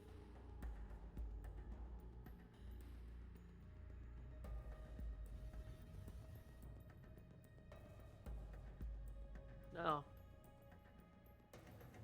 Not much else to say other than maybe they found something that they want to change here. Maybe they get less aggressive. Maybe they get more aggressive. I don't know here. Attackers need to Maybe locate they and have to defuse be bombs. finding something to play this site twice in a row. Twice. I'm sorry, I totally just fell asleep. I totally zoned out. I apologize. It's been a long day, but it's match point here. UCSD is going to be up 6-5 here, and Console is going to be relegated to that ace position. And it's not necessarily a terrible operator pick because, pushing in through these hard walls has been something that's not been easy for this team to come across, as Oofkane is going to be on the Cade as well. So it is going to be a top floor hold here, even though the site is reading room and fireplace, and that's not necessarily a terrible position to be in. But UCI, they need to try and make something happen here if they want to push us to OT, with UCSD leading by 1 round. And they just need to win 1 more to secure themselves this best of 3. But UCI looking to push it to OT here and try and play for overtime. Matt, I want you to call it here and now. Do you think we go to OT? I think we go to OT only because UCI and UCSD have just been exchanging rounds left and right, and I wouldn't be surprised if we went to OT. I'm calling it OT. I would not doubt you in that prediction, and I think we're going to go to OT as well, because UCI, they are playing with a fire. Both these teams playing with a fire. The Battle of California, Battle of the Wildfire, shall I say. And both of these teams are playing with a vengeance, as if they are just hating each other, but no, they're just playing really well. And maybe Chelly, does he swing out here? Is he able to find that pick? No. And Room falls away, doesn't want to take that very, very dangerous engagement. Well, that's not a good decision here because it's a lot riding on the line here. You want to take the early engagements or you don't. It's going to come down to the sprays to the wall from AG. Knows that there's one there, but the sprays to the wall from Pillar proving to be a little bit too much here. Backing off from the position is Oofkane. Still looking to try and stop this push inside of sight. Chow is going to pick off Oofkane though, and that is an opening frag as UCSD is starting to strike early here. Maybe able to end this here, but there is the refrag from Allison. Console is going to go down, and it's a 4v4 situation here. Allison still holding strong as no intel on the Ash, but there's the Ash swinging out wide, but a double kill for Allison here, looking to try and capitalize, but Room on the refrag will find Shelly. 3v3 here, and it's close as nail-biting as it can be. Allison trying to flank in through main hallway, but Sophia is there to cut him down. A double kill for Chow here as Hannah and Wine, the last 2 members left alive. But the swing from Malusi is not going to land anything. UCI of Hannah is going to find Chow. Pudgy on the Nomad sees the feet of Malusi but cannot capitalize. Will have to swing out but cannot land the shots as Malusi, as Hannah will go down. It's all up to Wind in the 1v2 situation. Post-plant situation could be coming down here, but no, he's going to swing and find the Nomad. Can he find the last one of the Ying? Does he have any intel? He's got to sit on the diffuser here with 30 seconds left to play. The free fire is coming out from Room, and now the droning from Room. Drones him out. This could be the game right here. Wind inside of reading room knows that there is a Ying close by, but Wind is going to find Room, and we are going to OT. Matt, let me take this over. Let me inject a little bit of life into this. Oh my, this is going to OT once again. Back to back to back maps of overtime here for the California, the Battle of the Wildfire here. This is an insane map and match here for both of these teams. And what do you know? We are heading downstairs. They're not electing to play that site that they love so much. They are going to go to Kitchen instead. Now, what do you take of this, electing to go to Kitchen, Matt? I think that the Kitchen site is going to play well for the overall, I want to say, style that these teams go for, and they haven't been working with Reading Room and Fireplace. They've been trying it for a little bit too long. It's not really really been super beneficial. So I think that it should work out as long as they put 2 people upstairs. If they can stall that vertical pressure from being established early, they can most likely win the round. Yeah, but that's the question. So every time we've seen a team go down to this bottom floor site, there hasn't been really any aggression or a roam game up top. There has been a few roamers here and there, but then again, it was one roamer and then they fall back very, very quickly. It wasn't any delay game that we saw. I think that's what we need to see come out from a team that takes this bottom floor site. So right now, it's got to be UCI. UCI has to be able to flip that table, play a little, maybe not more aggressive, but more time wasting, more roam game oriented, to really force this attack to take their time, kill as much time as they can off the clock, and force them into a bind of an attack. Well, we might not have to wait any longer looking at how the attackers plan to execute here. they should be looking to get open these hatches here of red and new. Drones are coming out here as AG is going to find himself on the roof with the rest of USD. Here come the hatches. They're being opened up by Room, and he's been doing quite a good job on the sledge and the support role as Chat was going to be droning inside a piano, and there you go. There's Legion all the way up on the top floor. He's got to try and stall these attackers from really pushing up close, and I think that doing it is going to play out well, but you know, you have to pick and choose your battles. So you have Malusi and Legion up here, and I don't necessarily think that these are the best operators to do it, but they're the only ones who can really do it for UCI at the moment. Yeah, I mean, if you look at this entire lineup, there's really nobody else that you can really put up here besides maybe the Jaeger. You don't want to put your Smoke there. You don't want to put your Kaid there. Legion, Malusi, and Jaeger, it makes a lot of sense. And if you're going to pair them, it makes sense. I kind of like this pairing. And speaking of a pairing, Room with the SMG-11, the Pocket Sniper will find that Malusi trying to fade away, but no, Room, he's not done with this matchup yet. He wants this match exactly where he wants to put it. I'm not surprised here. He's trying to push his team over the edge. C4 rings out, doesn't or barely lands any damage on Room, and he's got to get the rest of it done. Maybe he finds himself a cheeky little wall bang here. Does he? He saw the feet, maybe, but it doesn't matter. AG will find that pick instead for him. And there we go, 3v5 left here with 60 seconds left on the clock for UCI. Well, Allison, Wind, and Shelly, the last three members of UCI alive, and they can do some damage. Allison is going to be trying to do the flank onto the red stairs. Will pick off Chow, but hit by the air jab, so now his position is known. Knows that the air jab is close, but there's the Nomad, able to dispatch of him as we see AG killed by Wind as well. So now, a 2v3 situation, a little bit more winnable for UCI in this specific position, but ultimately, here comes the Nomad. Bottom or red, trying to swing multiple angles, has no intel whatsoever, so it's going to be relying on the flashbangs to try and win these other engagements. But there's the Nomad, the quick peek, crouch peek will find Pudgy, and yeah, there you go. Attackers are going to win round one as it will be Consoles finishing off Shelly here inside of Bakery. UCSD, they are at match map series point here once again. Well, the last time they were here, UCI won the next round. So... they did. So I don't know how I'm feeling about this. I'm just no predictions. We are just gonna watch this cast to see exactly how this goes, ladies and gentlemen. UCI is gonna win this round, and then it's gonna be UCD because they just keep exchanging rounds. So you think it's going to go back and forth in favor of UCSD. Matt's calling it here first, ladies and gentlemen. You heard it.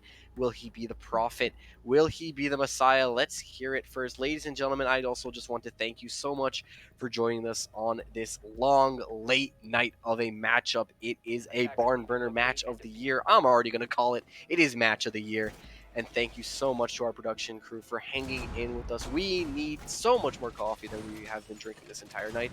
And once again, wait, you're drinking coffee? Oh. I had one cup. I didn't know I was supposed to be drinking coffee. I had one cup. I needed more.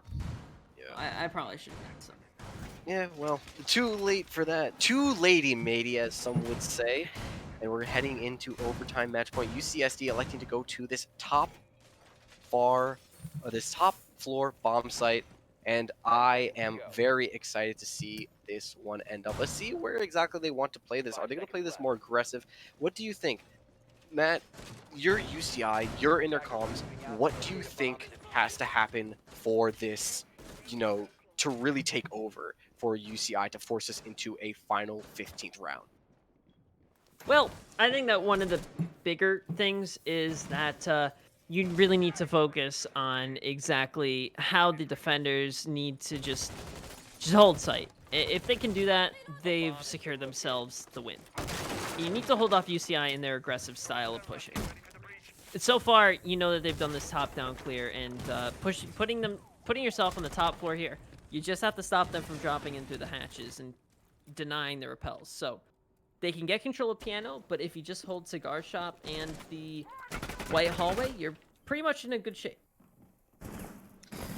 Indeed, you would be in a good shape. And speaking of in a good shape, it would have been that echo cam, but now that they know exactly where somebody is, it doesn't really pay them any advantage. Granted, they're trying to play a little bit sneaky, I guess you can say, to make sure that they don't know exactly what's going on. And Chow just wanting to play some cheeky angles, using more frisbees to try and save his deployable shield, but not able to. He still has one up just in case they want to try and get that Malusi, but however, this game is going to be extremely close here. It's going to get down to the wire. Indeed, it's going to come down to the wire. It's going to be Allison trying to get rid of these Malusi gadgets. And here comes the drone trying to get control of Pixel here. As Chow is going to now be relegated to the bullet hole peaks here. But looking to try and get rid of this drone. Here come the air jabs. And now the bullet hole peaks still coming out yet again from Chow. 5v5 situation still is a minute 20 left to play, as Chow now needs to peek out here or hold special angles. And again, talked about just holding bottom of new hatch, cigar, and white. You do that, you stop the west to east push, and you've ultimately won yourself the round, forcing these guys to funnel in and just play passive, deny the plant, use your utility wisely, and there's UCSD. They just can hold out here. But Console's going to get a little bit aggressive here, find Chelly, and that's a good pick here, as that is your sledge now off the board. Allison inside of Cigar Lounge. There's Chow picking off Ucan. Chow will be refragged by Hannah, though. Allison's found their way inside of Freezer. Will pick off one, pick off two. The flank's coming out here, but there's smoke on the refrag. A 2v2 situation is now seeing the diffuser being planted by Hannah. 2v2 situation ensuing in a post plant now, with the nitro cell ringing out to Hannah. It's all up to Wind inside of Piano. Pudgy's got a swing here inside of Cigar Lounge. They don't know where he is specifically, but he could be top red. He could be inside a cigar, but it looks like Wind is just going to let him walk right by. As now he's going to swing out. No. Here comes the counter defuse, though, and now here comes the swing from Wind. He'll find one. Knows that there's a second. He doesn't land the shots he does. Oh my god! UCI is going to win this round, and we need to go to another round. The wind blows once again in favor of UCI, and we are heading to round 15. Max overtime match point. Winner Jeez, takes all. What a Give it freaking to 'em. game. This is going to be easily a highlight of a matchup. I am so extremely excited to see So, this last round. And 8-7. UCI That's 15 rounds in the first game. Then it goes 8-6, then it goes 14 rounds. 8-6, 14. So that's 29 plus this one, which is going to 15 as well. That is a lot of games. 29, 29 plus 15, 5, 9, 4, 3, 40, I can't count. bro. 5. That is 44, 45, 40, 44, believe- 44, 44, 44. Yeah, It's 44. 44 of a possible 45 rounds in this match series. Ladies and gentlemen, we my told you it was going to be a barn burner, or shall I say, a wildfire from California. They came into the scene and are bursting with flames. These two teams are balling out. Ah, in I match. get it. California wildfires. I'm sorry. There you go. It took you Oh, a second, didn't it? Yeah. Yeah. But Matt, we're going back to UCI here. We're down in the kitchen, and they lost this the first time they went. What do you see for them to adjust? We talked about the pick and choose. We talked about being aggressive, delaying time. There's only they've tried. It seems like they've tried almost everything. What is the one thing you think that they need to try right now that they have to either, whether it's something that they've done before, something we've talked about, or something we haven't talked about? What do you think is the best strategy for UCI right now? Okay. All right. Ready? Let's do this. All right. So, I think that UCI needs to focus on not even holding site, but just denying access to Bakery. Now, hear me out. Every round that UCI has won, they've taken control of Bakery to some extent. And now look, there's no more messing around. Rumo's pulled out the Blackbeard. There's no more Mr. Nice Guy, as now it looks like it is going to be that top-down take. And again, you can deny them vertical pressure for as long as possible, but so far it really has not been either side able to deny any kind of vertical pressure. They still establish it at some point. So maybe you just play people off site. You play some people inside a bakery. You play maybe one person by freezer just to try and stop the push from double door and the swing from prep, where you have the rest just trying to deny the the the roam clear. And I think they do that, they've won themselves around. But here's what exactly is going to happen here. Wind is going to be able to pick off 2 people, get refrags. So then it's going to be a 3v4 situation in favor of... Oh, never mind. Wind is going to fall to Chow, and that's a good pick because that's one of your heavy roamers now down and relatively without any kind of hassle or decision.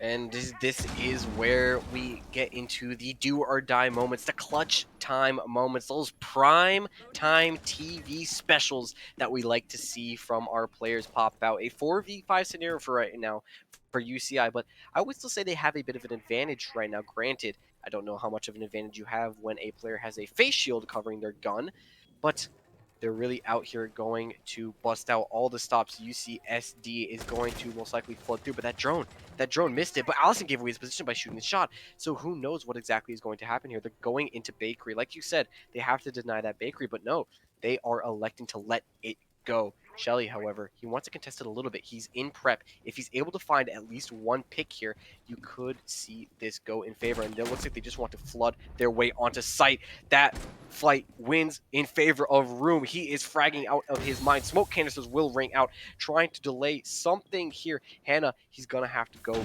nuclear here on the Malusi. This is going to be so intense. This right is here. too tight here. Console finds the pick onto Allison. It's full white. Malusi, Hannah not able to win it out. Give it to UCSD. Flawless round coming in. GG's in the chat. The boys ring out once again in a matchup of the ages. The wildfire burns bright in California once again, and it's San Diego that prevails over Irvine. Wow, what an absolute game. I mean, you're looking at 2 teams that have battled tooth and nail, just absolutely crazy.